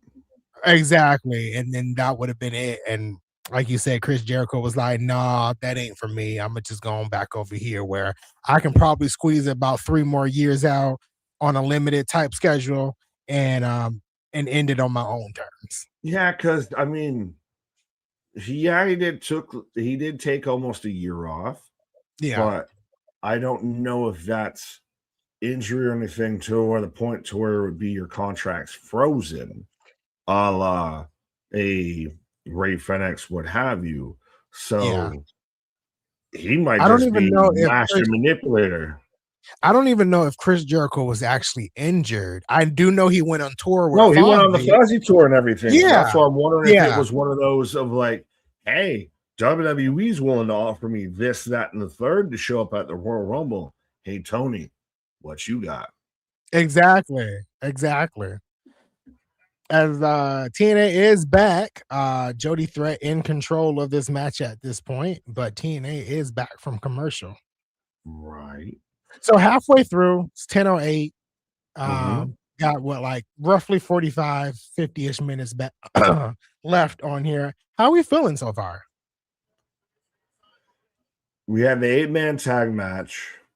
Jody Threat goes for the knees and nobody home. Knees into the chairs. I'm trying to remember. Do we have a match between the 8-man tag match? We had the Hardies come out. Oh yeah, the Hardies segment. Did we? That match went so long. I just can't. We haven't had a match. We had a match in a segment, and now we've had a match. This is your bunkhouse. Going through the slides here. Does this make me your bunkmate? Maybe. Top bunk or bottom bunk? Which bunk you want? Well, I think we're both big because I was about to say I need to take the bottom bunk. I don't know. Do you trust physics?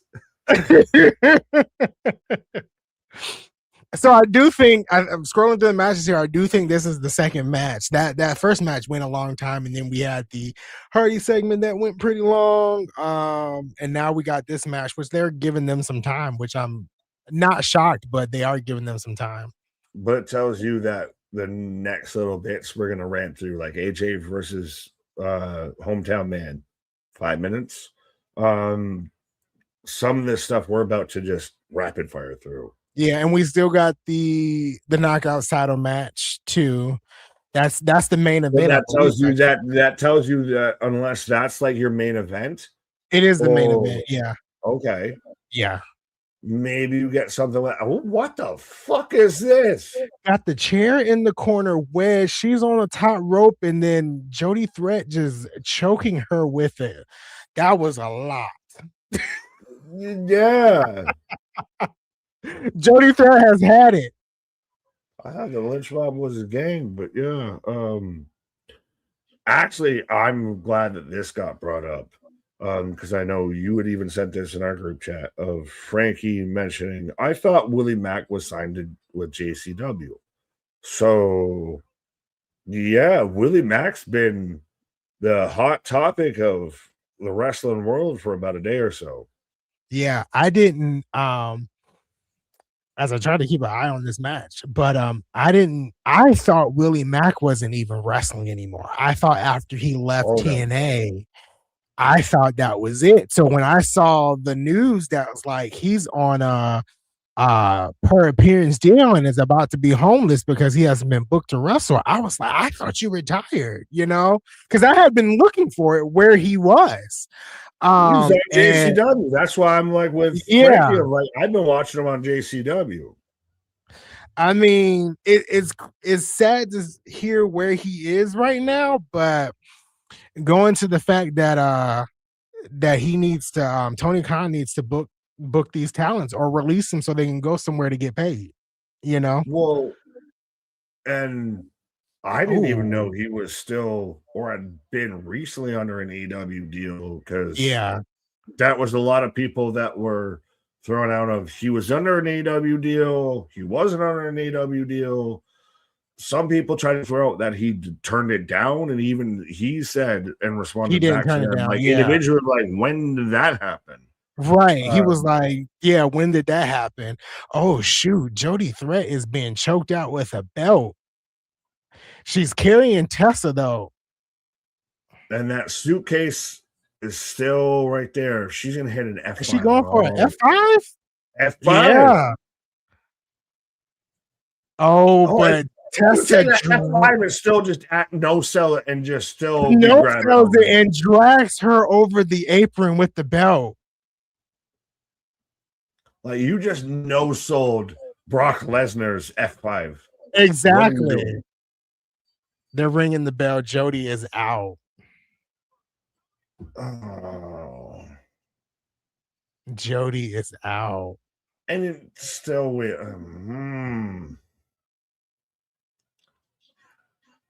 I mean, on one hand, I get it. Tessa is where you're gonna make your money. Tessa is gonna be your return on investment. Respectfully, Jody Threat is not. Do I think Jody Threat's I would say an equal talent level? Yeah. Presentation wise, Tessa is gonna be where you make your money back. You sign Tessa on a higher value. I'm going to make my money back presenting Tessa on the value that you see it on any level of sports. Of I signed you to X level contract, so I'm going to present you as X level talent to try and recoup what I just spent signing you. Yeah, absolutely. Jody, I'm sorry, I was about to say Jody. Tessa is definitely someone that you'll get your money's worth out of and your best bet. I definitely agree there. Um, I I I do believe I know Tessa has a lot of controversy. When it comes to Tessa, I do like her in-ring skills, her in-ring ability, and her mic work, and seeing her rise before all this came out, watching the old Impact episodes it's been great. But this is if you're going to do something drastic and try to build the knockouts division, Tessa Blanchard is probably the best bet for you to do that because you're going to get, like you said, your money out of Tessa Blanchard. But also, though, as I got Ryan Nemeth and BDE, and Yes, which they're because trying they're to like, figure hey, out. look, it's a locker room of mediocrity. So if any, this wasn't shown on. I'm sorry to cut you off. This wasn't No, you're shown good. on TNA television, but Nick Nemeth was attacked by somebody. Ryan found him bloody, laying down on the locker room Oh, floor. yeah, So they're that trying whole to. thing. Yeah, Ryan is trying to figure out That who did happened, it. and then everyone acted like Tony Storm invented being attacked Oh my backstage. god, my goodness, that was like. I didn't understand that. We can talk about that after I explain the No, go story, ahead. but I mean, they're that's what they're trying to. talking about. That's more entertaining than any talent or personality right now. Oh, Elias. Well, I spoke too soon. Yeah, so Ryan is trying to Um, find out who did it. Earlier today, I believe Nick Nemeth came out and said, "Open challenge, whoever attacked me, we're going down at Rebellion for a match," which I do believe, and some of the fan base believe it may have been EC3 because he has teased that he's showing up at Rebellion. So that's where we are, Oh. just putting everybody up to speed of that portion of the storylines that's going on right now. Someone do the sound effect of like a Street Fighter character of like, oh, when they hit that, like they take their last blow and they like fall back in like segments and everything. Yeah. That's right there. Oh, EC3 versus Nick Nemeth. Oh, like flawless victory. I don't know if it's going to be. That's bad. That Yeah, is low TNA. I don't know if it's going to TNA. be EC3. I don't think they would. I don't think EC3 would. You don't think they would? The same company that had Dixie and everything, Ethan Carter III. Or if you would let me finish my thought. I don't think TNA would have EC3 tease his return at Rebellion for him to be the secret opponent for Nick Nemeth. They may have somebody else in mind. I'm actually not on the, like, I would love to see EC3 return to TNA. I'm not on the train of EC3 being Nick Nemeth's opponent. I'm not on that train. Just the speculation I've seen since the video came out earlier today was that it could be EC3. Fair enough. Well, Alexis out there going hard in the paint for JCW is not garbage wrestling. I will admit, and I know it's booked by Vince Russo and Violent J and all of that, of not a lot of stellar wrestling names that you expect of booking good wrestling. But if you go into watching JCW knowing what you're going to get, it's not bad. But speaking of going into things, hoping I get something that's not bad. EC3 though, coming back to TNA, do you really has a wrestler not named Matt Riddle or Velveteen Dream spoiled their reputation more than EC3 of just been the shystiest shyster, the swindliest swindler out there, swiper no swiping with EC3? See, I guess for me that's where like the difference. I don't want to say difference of opinion is. I don't know any of this stuff. I don't really know what happens. Control your narrative was a thing. Like I don't know like a lot of these backstage stuff or behind the scenes stuff that has tarnished reputations, other than some of the big ones like we just talked about with Tessa Blanchard and the stuff that's going on with WWE and an individual that I don't personally want to talk about. But like I don't know much a lot of what happens backstage. So what I see is stuff that's on TV. And so when things like the whole thing with he's in the Vision, I can't think of his name right now. Speed? No, the other one.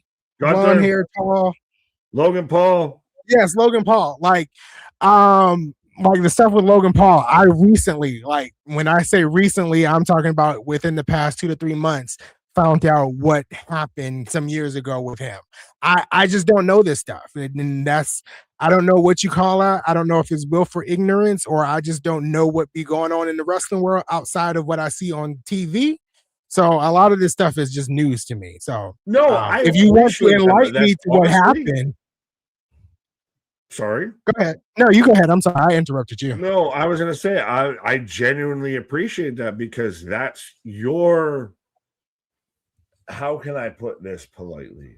You're an untapped source of that's the best way I can put that, of you're someone that hasn't theoretically habitually been online or anything like that hasn't been through Twitter wars or anything like that hasn't been sullied by social media quite as much as everybody else, to where your perspective is pivoted based on follower counts or anything like that. Yeah, I mean, and I don't feel like it's as we got the bunny again, and it's on Tessa Blanchard. But now this is where it gets interesting, of the bunny moves beyond just the whole Rosemary Alley story. Right. Because we've now involved Mara Sade. Sade. I think Indy Hartwell might have been in one of the backstage segments. I think, I'm not sure. It's crazy. It's definitely bizarre. I am going to briefly soon take a pause here. I didn't let Nick know until now, but You're yeah, good. I wanted to click on Bernard's comment here. He's kind of jealous of me because I wish I had the same level of I can't speak cultural blindness. I don't know. I think maybe it's because of how I was personally raised by my parents. I don't know if that's a part of it. Why I don't know a lot of things. I don't um, like if we go back to the cross thing earlier. Like I don't know who he is. I've lived a very sheltered life, and as a kid I did, and then that just kind of continued into adulthood where I just like what I see on TV is what I really get. I don't really unless I do any digging, unless I watch like if you talk about like celebrities, unless I watch like some of those documentaries that come out about celebrities, I don't know much of anything. And I think that just comes from the point to where I, was raised.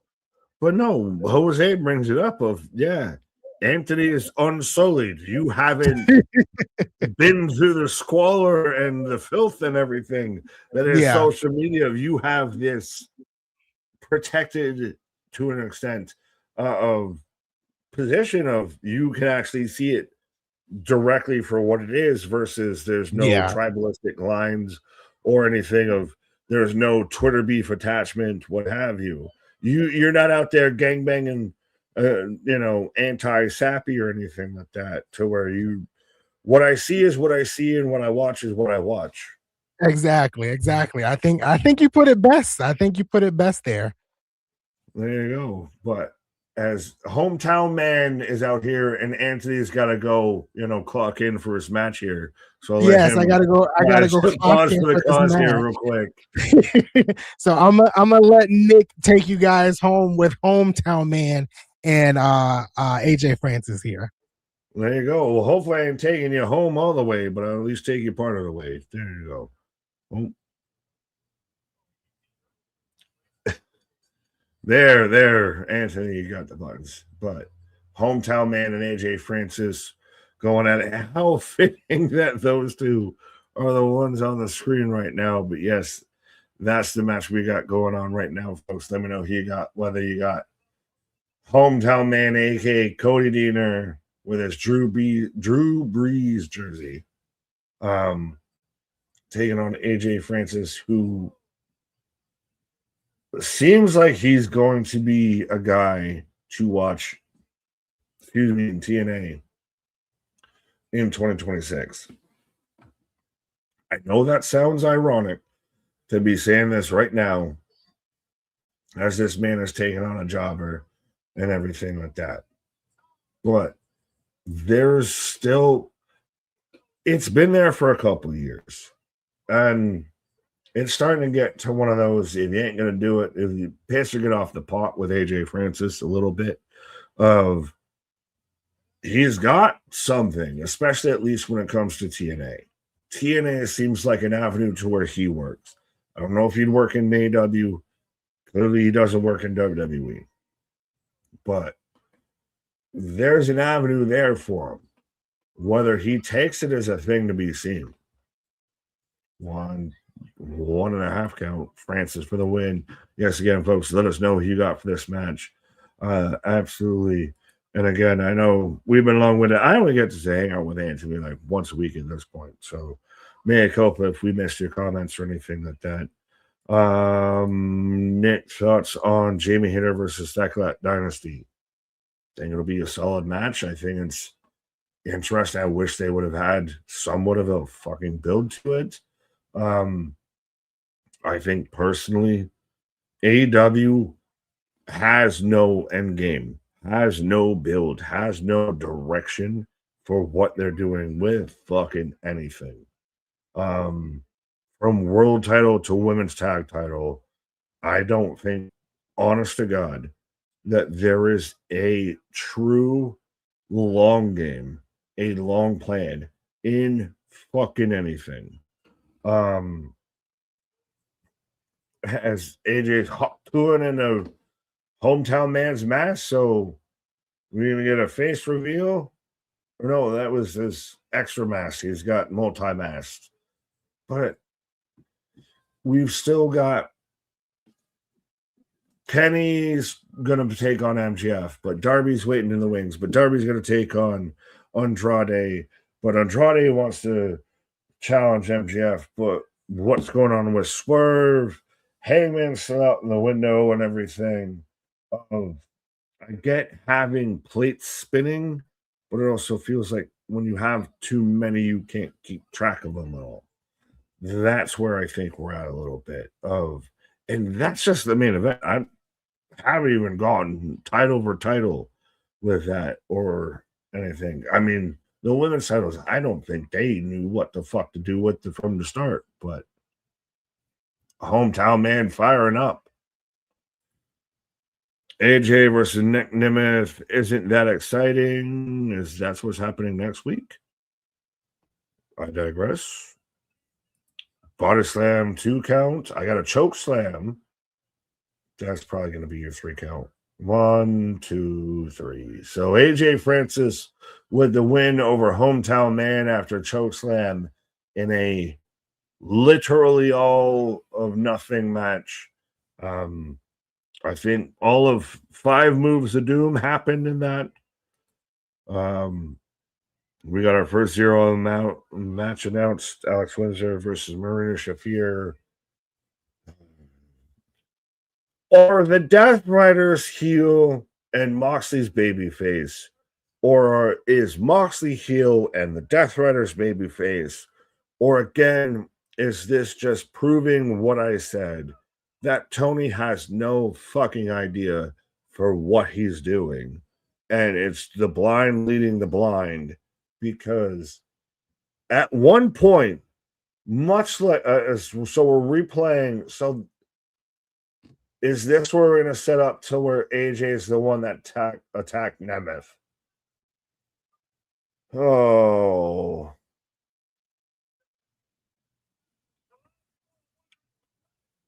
Well, let me save you from an episode. So he's going to say I did it.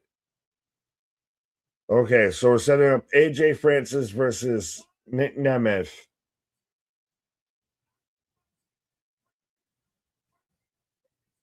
I made my TNA debut right here in this building. So that's why I did it, Adam. It was Francis. That sounds so unthreatening.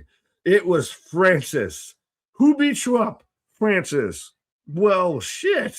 I guess you are that, because if Francis beat you up, if a man named Francis beat you up, sorry about your damn luck.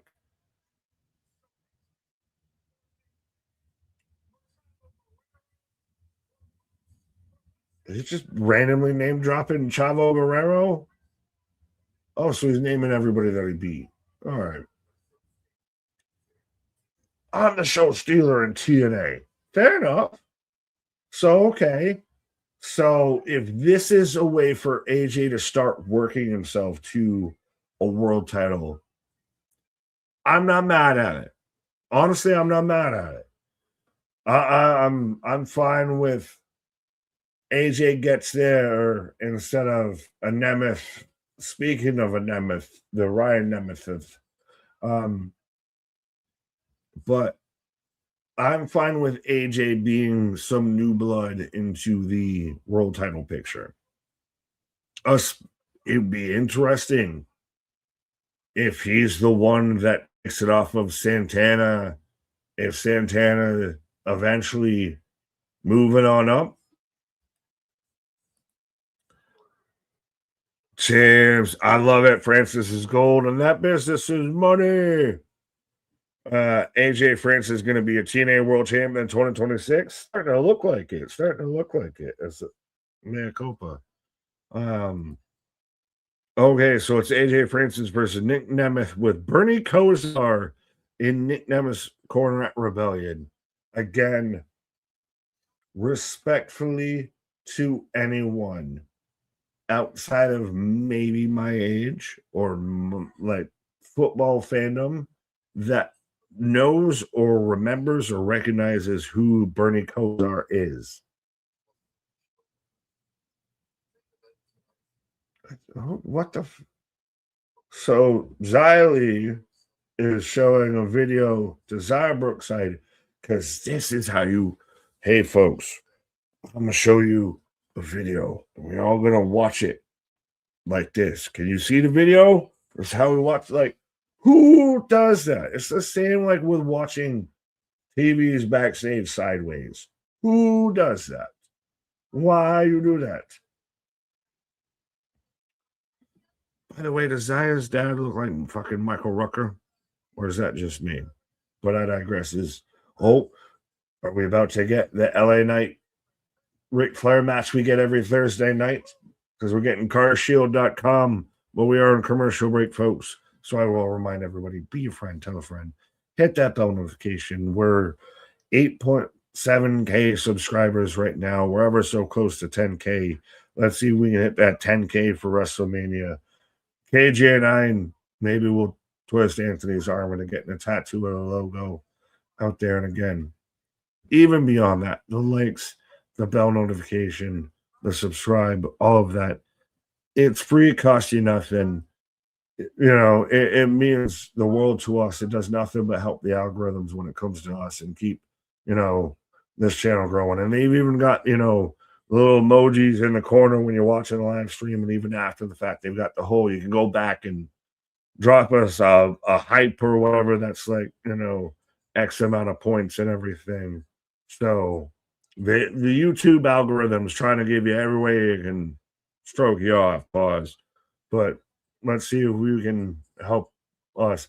I was trying to say that any sort of polite way and started to run out of steam of how I could say that politely without sounding offensive. But again, help us out. The more you spread the good word out there, the more it just helps everybody get away from those bad content creators, those bad reactors, those bad faith actors, and everything. And it doesn't cost you anything outside of maybe all of 3 seconds of your time. As I'm in commercial. Who is One Man Gang?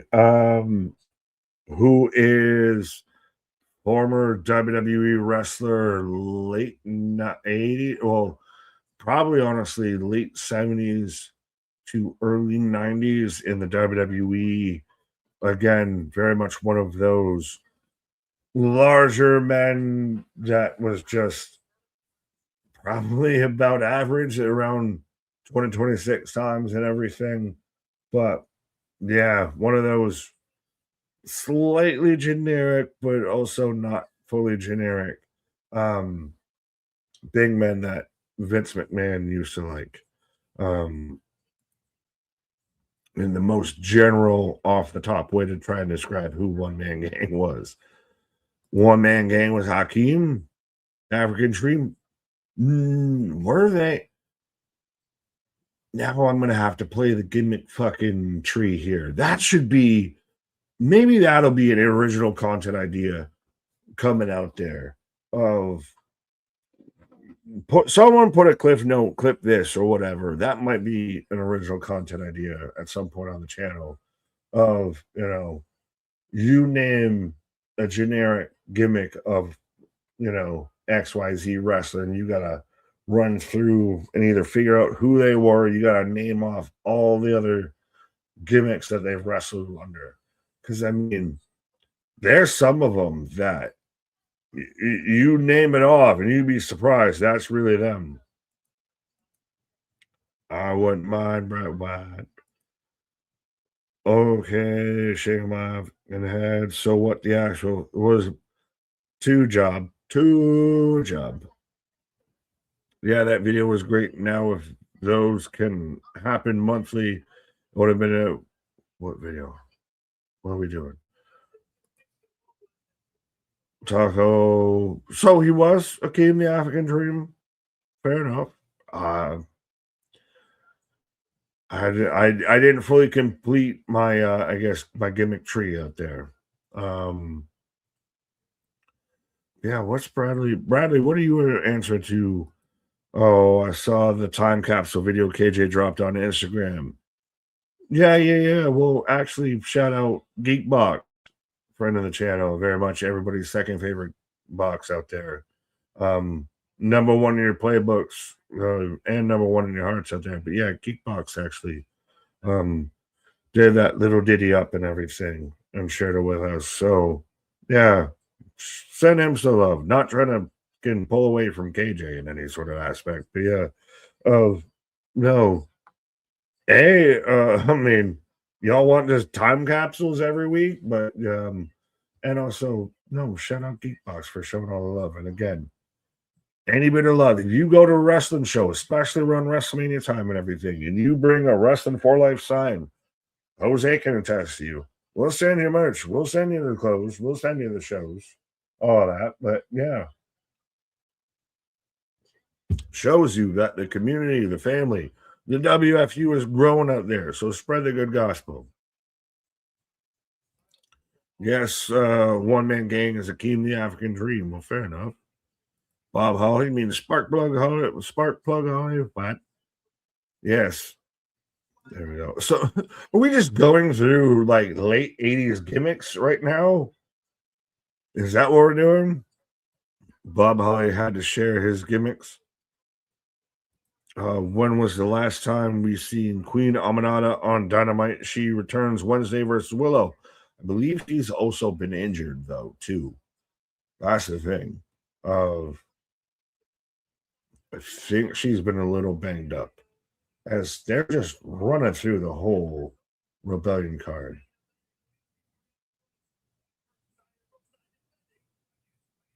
Yeah, so that tells you what it's going to be. Whether it's going to be either Ariana Grace or Zaya Brookside.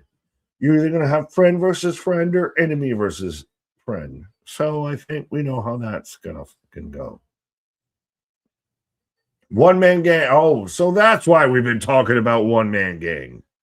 Is that where this all came up from? Is because one man gang is out here in the front row at TNA, or at least in a row in TNA, and you would be hard pressed to fucking convince me, looking at that man there, that's Hakeem the African Dream out there.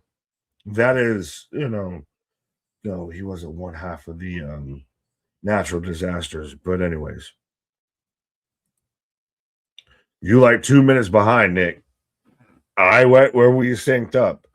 Me and Anthony synced up. We've said this how many times before? Y'all can sync up with us.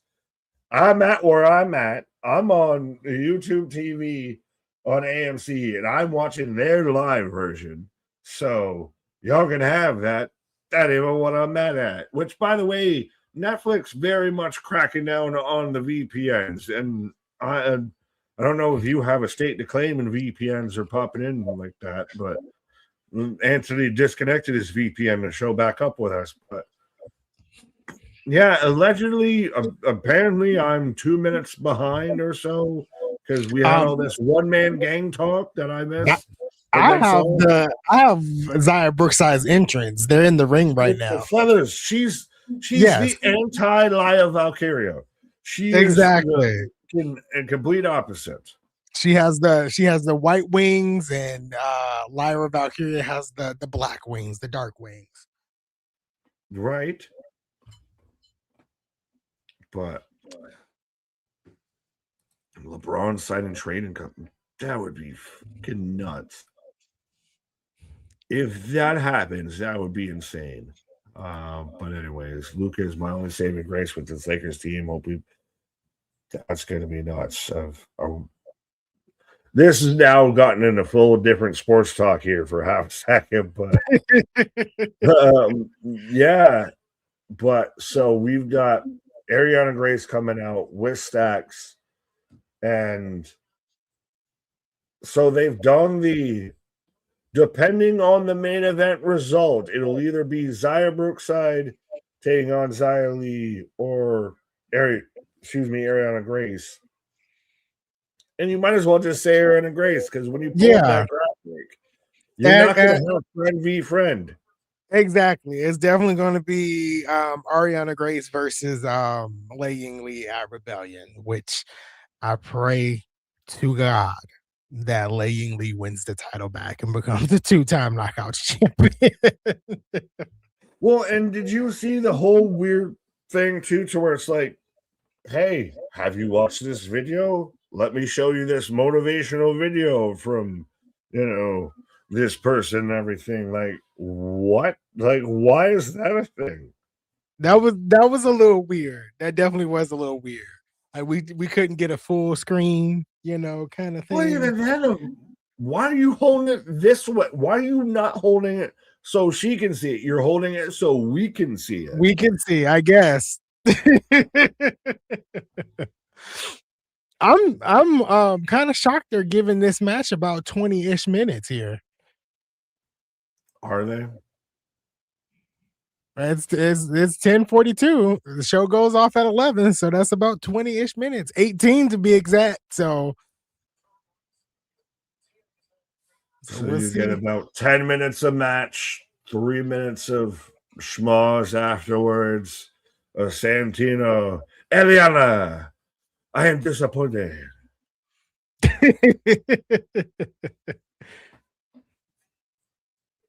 Now, I say this as respectfully as I can. Does Xia Brookside look like someone's child that's just fighting in their mother's honor type of thing? Of like, how did you get here? You look all of 100 pounds. She looks. What is happening? She looks just happy to be there. That's what she is. She reminds me of that girl that was on the first and second season of LFG. I think her name may have been Danny. Oh, I think her name may have been Danny. They just both look like they're happy to be there.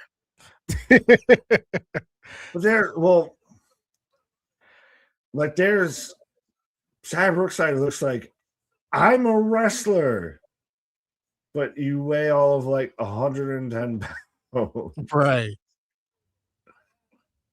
I do think Ariana Grace is not a thick woman by any sort of the stretch of the imagination, but she got thickness on Xia Brookside. Oh yeah, she's like 20. Yeah, she's definitely a bit bigger. Xia Brookside might look like, if you want to compare it to someone, that kind of not kind of wrestles, does wrestle. Alexa Bliss, like it gives off that Alexa Bliss type. But Alexa Bliss, it makes sense because she's all of 5 foot nothing. You can be small and tiny when you're that. She's more Chicken Little. I mean, but she can at least go in the ring, so at least that counts. She's had some good matches. I'm not hate on this woman, but as we go to you literally are fully hating on her, though. I'm not trying to. But I kind of am. Well, you said this match was going to get 20 some odd minutes, so we're in commercial for 72 of it.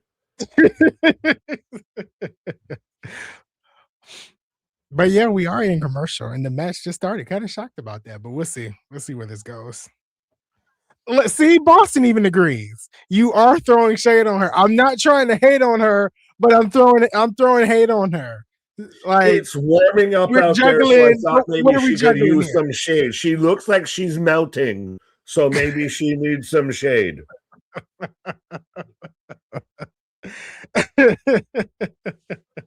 Don't try and back me into a corner. I'll come out fighting. But no, well, we've talked about it and everything. Is the Knockouts division severely shallow now at this point?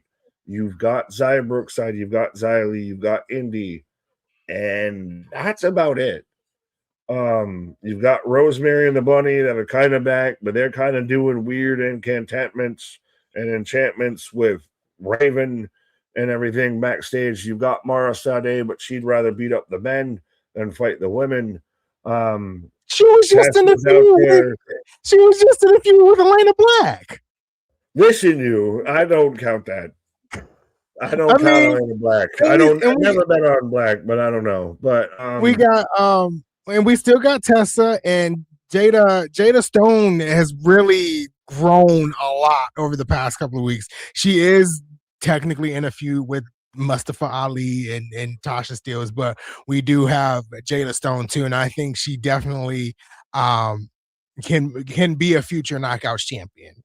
Haven't really heard her talk much, but she did cut a passionate promo right before Sacrifice, where she was like, I'm about to beat her behind, Tessa Blanchard, not Tessa Blanchard, Is the Tasha knockouts Steele. division very much in rebuilding mode? Oh, absolutely. I think they've been in rebuilding mode for a minute. And I think, they obviously dropped the ball with, Danny Luna. I think, that was, and they lost Masha because of this. I think we were doing good. We were starting to really gain ground a little bit. And then the stuff with Masha came out. We thought we lost Ash, for a minute, but she came back. But yeah, they're definitely in a rebuilding stage. They definitely are. What's going on? Why is Ash and Mickey not around this scene, not this prevalent? What's going on with that, Mr. Explain? So we had Mickey James. Mickey James did return at Sacrifice. The storyline that we have going on, and why Ash has not been there is Ash is being petty and saying that she's taking a mental health break from TNA, which I've kind of chuckled at that because I kind of feel like it's a little funny. So that's why Ash is like, can relate. Exactly. Because I'm like, I'm taking me 4 hours of PTO tomorrow because I've struggled this week. So I understand where she's coming from. But storyline wise, that's where Ash has been. Mickey James, they used she was injured too, as well, when she was attacked by the Elegance brand. So that's when they brought in ODB to kind of carry the story when she was out, which led to Mickey James at least returning at Sacrifice. I believe Ash will show up, if not next week, definitely at Rebellion because she's in a match. So that's where we are there. Well, Bernard saying they need to stop relying on Mickey James, and then Richard saying Mickey feels like a one and done. I don't think they're relying on Mickey James. This is the first time Mickey James, outside of her induction into the Hall of Fame, we haven't seen Mickey James in TNA in over a year and a half. It might be 2. So I don't think they're really relying on Mickey James, to be honest. And I feel like if you're relying on somebody, that's them being there consistently, and Mickey James has not been there consistently in over 2 years or close to 2 years. Fair enough. 1, 2. I'm gonna let you read that one first because I'll read it. I mean, I don't have a problem with reading it. Boston says, if TNA finally decides to stop worrying about the 4% of fans who still care about cancel culture and push Tessa, it's over with. Tessa will run rampant on TNA. Tessa is good talent. In ring, Tessa is good talent, and I wholeheartedly agree with that. At least potentially putting the knockout side on her. I really thought they were going to do it last year against Masha, but they did not. They let her lose, but that was a great match with Masha. So I do, at least if they do put the knockouts title on Tessa, she will take the ball and run. They trusted her with the world title. So I agree with you, Boston. They strap Tessa and give her the title and see where it goes. I think they are very much slow playing it, especially too with now you're on AMC. Now you've got a TV deal that you have to worry about. It's not just, oh, I can put that and do what I want with it. Of now you've got to work within certain parameters and everything. And I'm not saying that they won't do it and can't do it and everything, but it's one of those that, despite how you feel, like I, or anybody else feels about it, of depending on a corporate personality, some bigwig in somewhere reads something on a headline somewhere, and that can fucking pivot a situation. Yeah, absolutely. Going through the chat again, Bernard says, giving her the title, I mean, would be a step back personally. And I love Mickie James. Well, she's not. I mean, we can have that conversation if she's in the title picture, but she's currently not in the world title picture. She's just in a feud with Ash. She's not, though? Huh? Are you surprised she's not? Not really, because the feud between Ash and her and the Elegance brand all started because of some things that were said by Ash on social media that got some of the other former knockouts heated. So I'm not really surprised she's in the is not in the title picture. But if she does end up in the title picture, then we can have that conversation about giving her the title. But right now she's not in the title picture. Fair enough, but Xia Li with the tornado DDT on the Ooh, that was Stacks. a nice tornado DDT. Oh, she's got the cobra, but you step on the cobra. Never step on the snake. Right. I think Xia Brookside has wrestled more of Stacks than she has Ariana Grace in this match so far.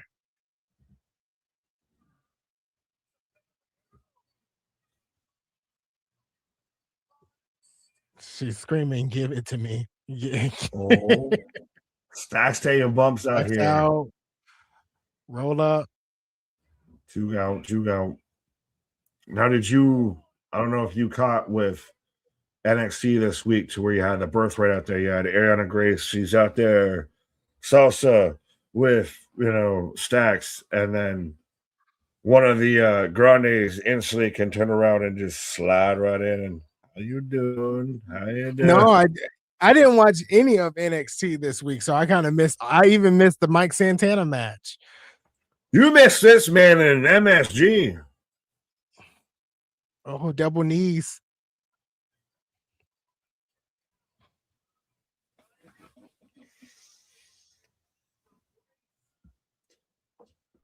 Oh, face first into the corner, into the turnbuckle. But the Stacks has been way involved. The title's right in the ring, so that's where right. I think this is going to get involved. Excuse me. I feel like the match at Rebellion that Stacks needs to be banned from ringside. He's just been too involved in these matches. That would be when you have Ariana versus Xia Li. Xia Li takes out Stacks.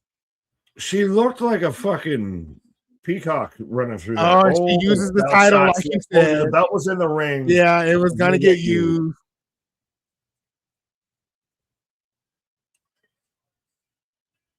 Was it, as Ariana Grace retains, everybody saw that happening. Wasn't that Stephanie Vercure's move? The little F5 into like a knee? No, she does it like the spinal tap. She does it as a backbreaker. Ariana does it as a face buster, like the face on the knee. Okay. So if you flipped it, that's Stephanie's one. Okay. Yeah, no surprise to anyone. Ariana Grace retains. That was going to happen regardless. I didn't expect anything different. Is it still funny to you that like Stacks has become so much the second fiddle out of this whole? Oh, Mike Santana.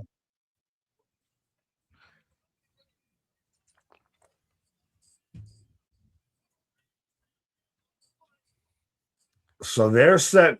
I think this is really interesting because you haven't seen a wrestling company do this since like early AEW days. Yeah. The world champion slides in to protect everybody. Like he is the company guy. Yeah, he's been doing that a lot. Been, like you said, protecting everybody, protecting the commentators, now protecting Lei Ying Lee and Xia Brookside. Yeah, he's like the protector of the company at this point. And like he said earlier to Ariana Grace, like, you don't even work here. Why are you in my face? Right. Oh, the system. Well, we had some time left on the clock, so as we started, as we end. Where is Eddie Edwards? In the crowd. Oh, in the crowd.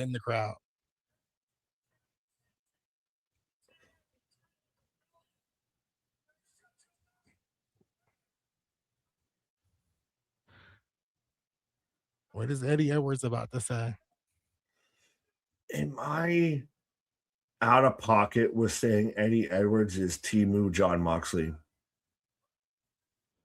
I think Eddie Edwards is better than John Moxley. I didn't say anything as far as skill level, but I'm saying Yeah. gimmick, presentation, everything. It feels like low rent Mox. Like I'm out here in the crowd. I got shaved head. I got a hoodie over me. I'm part of my little black and white faction and everything. Like there's similarities at minimum. I don't know. I just say you can have that because like this is the first time he's actually showed up in the crowd and cut a promo. So I don't know. I don't know if I can go that route, but we'll see. I'll give you that. Well, I'm broken. Edwards better than Mox. I said what I said, and I ain't changing it. Russ Brand Stacks always looks like a clown. Stacks has looked like an absolute clown. He's looked like a clown since he left Tony. And yeah. Eddie better than Mox is a huge stretch, and I haven't liked Mox in a minute. Again, like I said, in the words of Nene Leaks, I said what I said, and I'm not changing it. You can say whatever you want in the chat. Go down on that shit. Eddie Edwards, in my opinion, is better than Mox. I said what I said. At least we know he's supposed to be a heel.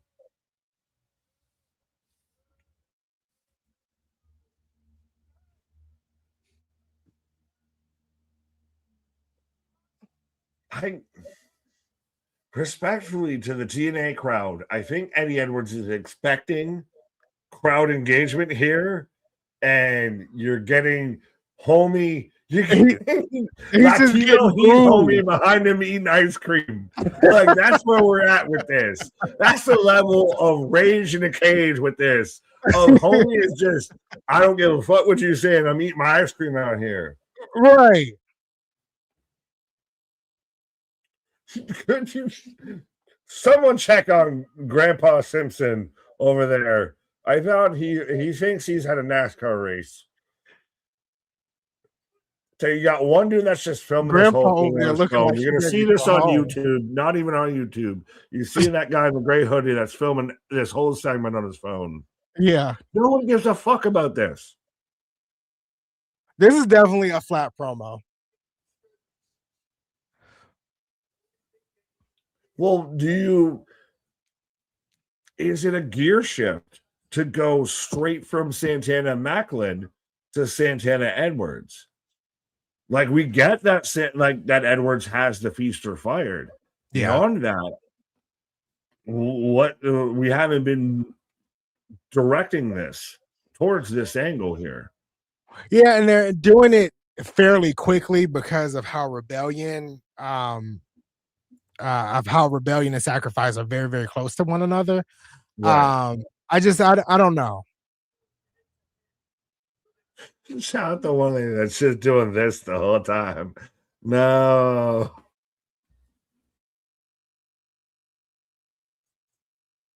Honestly, I would have.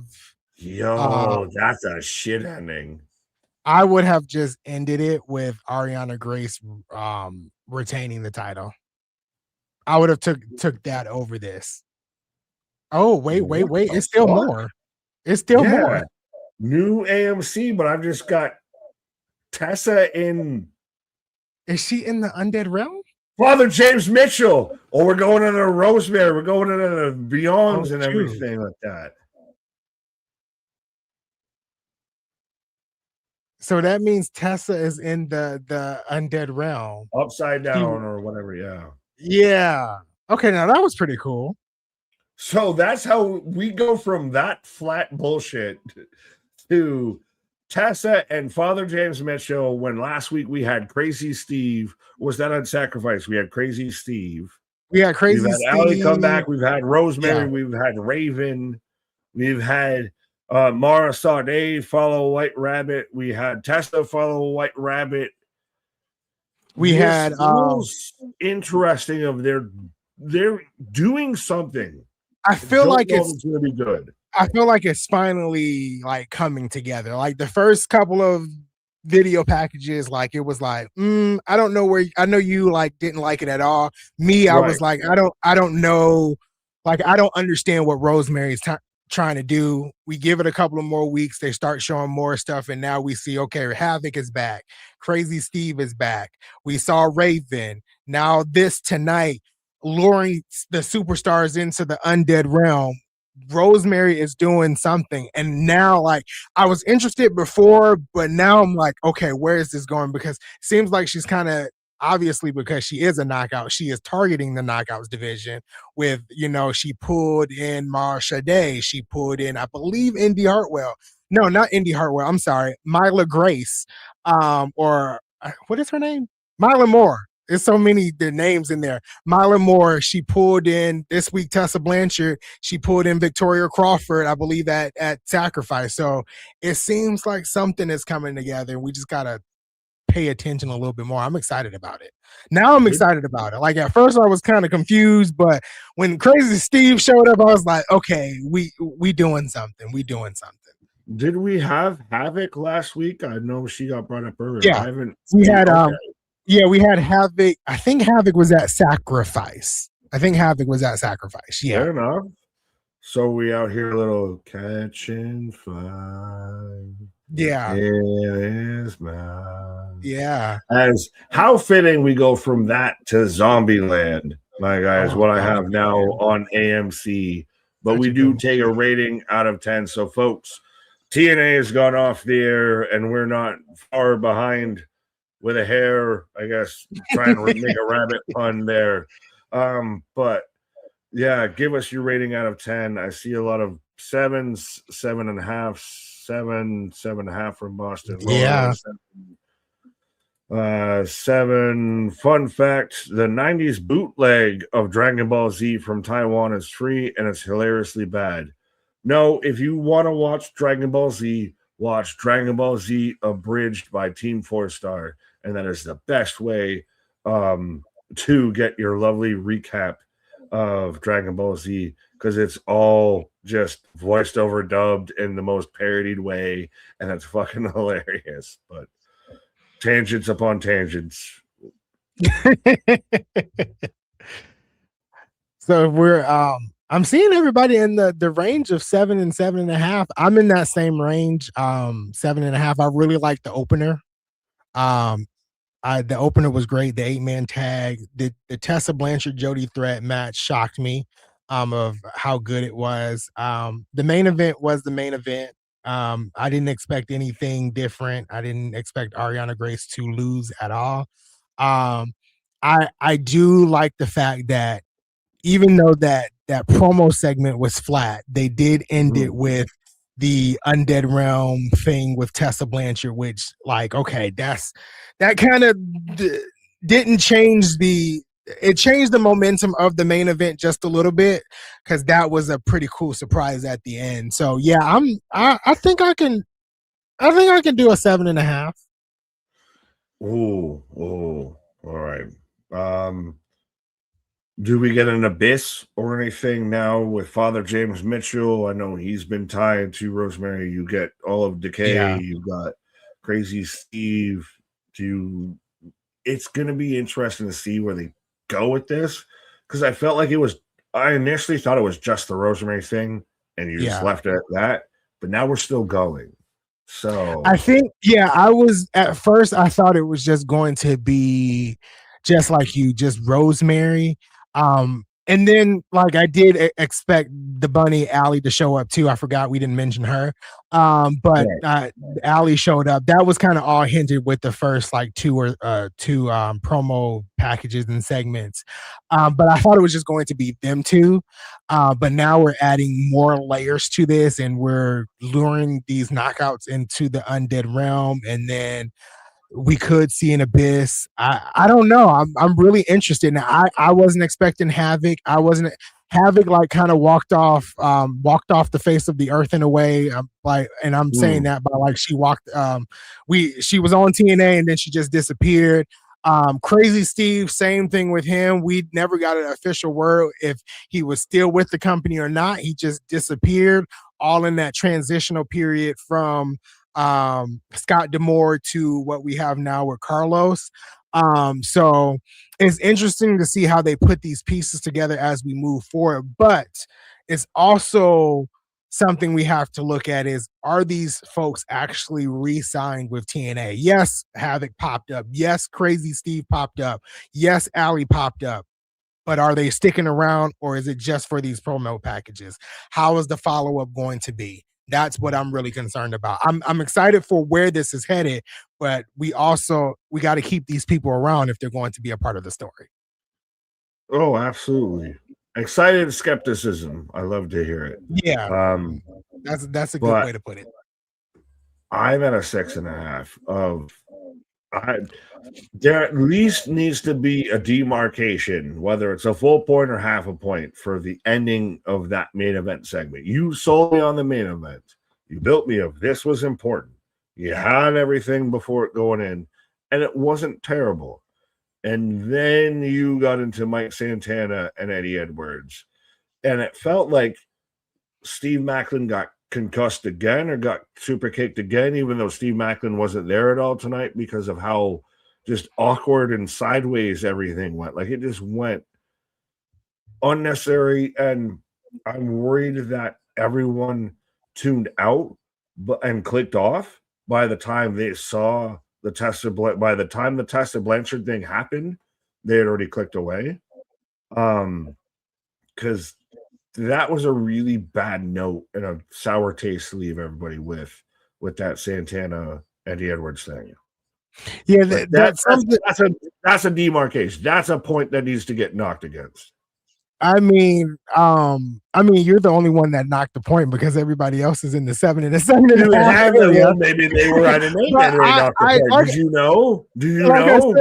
Like I said earlier, I think we could have ended it with the retention of the Knockouts title and then moved immediately into that Rosemary Undead Tessa Blanchard segment to end the night. Regardless, I think regardless, the show was going to end flat regardless of if we switched the Santana thing, didn't have the Santana thing, or ended it with the Knockouts retention, because honestly, nobody wants to see Ariana Grace still holding the Knockouts title. So it was more of doomed if you didn't, doomed if you don't, to be honest. But I do think, I don't want to call it a rebound because it was only like 25 seconds of the Tessa thing. I thought it was pretty good, which like I was like, okay, I can get with that ending. Fair, but I'm worried us who aren't watching this all the way through and even beyond. Like I'm getting, Michael Cera and Woody Harrelson right now staring down on Zombieland because we've watched TNA all the way through. Mm-hmm. That didn't see that. That just, you got to the end of the main event match, you saw Mike Santana and they had their back and forth, and you checked out with that. Well, I mean, to say that, I mean, I'm not watching for everybody else. I'm watching for myself. So if they didn't stick around, that's on them. Fair. I can't base my rating on the wrestling fandom. I got to base my rating on what I saw. This man caught me slipping, just slipped me with an uppercut there, right there. Oh, I thought we were touching gloves. He just right there, uppercut. Ain't no friendly out here, but Boston saying, so do I get to say Nick is trying to be different, since that's what I'm told when I don't like a WWE show the same as others? Be different. Live how you want to live, my guy. No. Oh, I get what you're trying to do, Boston. But even then, be different. Have a contrarian opinion. As long as you can voice it and actually articulate it, that's when it's appreciated. That's when you're contributing something to a conversation. Me and Auntie aren't always going to agree on TNA, especially on that. Same thing of any way around. Half of us in the chat, like you said, everybody is a 7.5 out of 10. Well, how do you know they didn't knock it a point before they said they gave their rating? We ain't ever going to always agree on everything. but it's willing to have the discussion and willing to have the talking points and look at it from a different perspective. Absolutely. Absolutely. Think you said it best there. Well, did I say it best or did I just say it last? Because we're at 11:11 right now, my Yes. guy. So. Yes. Well, I mean, if you're ready to call it, I mean, we're back tomorrow for SmackDown, right? Back tomorrow for SmackDown. Saturday, we are here for Stand and Deliver. And then we got a whole bunch of stuff going on over the next couple of weeks when it geared towards WrestleMania. We got Dynasty, we got Rebellion, just a lot going on over the next couple of weeks. So have that notification bell clicked because we're going to be here a lot over the next couple of weeks. Right. Nick, is this your gimmick you're trying to do with TNA? Yeah. That's how I'm going to get over. I'm going to work the boys here. No. Trust me. If I had a gimmick, I can remember if I even did. So Mega with $1.49 super sticker. How the turns have tabled. Fun show, guys. Thank you, Nick and Anthony, as always. Till next Thursday. I'm sure you're gonna be here Friday. What are you talking about? Yeah, Hollywood Nick out here because I joined the Championship Wrestling out there. But again, we're out here tomorrow, Friday night SmackDown. I went the other way with the slides. I didn't want to do Saturday. We're out here, Stand and Deliver, which, by the way, is on YouTube and this Saturday because I know it's normally tied up with WrestleMania and everything. So surprisingly, this week was the go home show. So we'll see how that goes. Yep. We do have all the merch and all of that. But also, last thing with Friday Night SmackDown.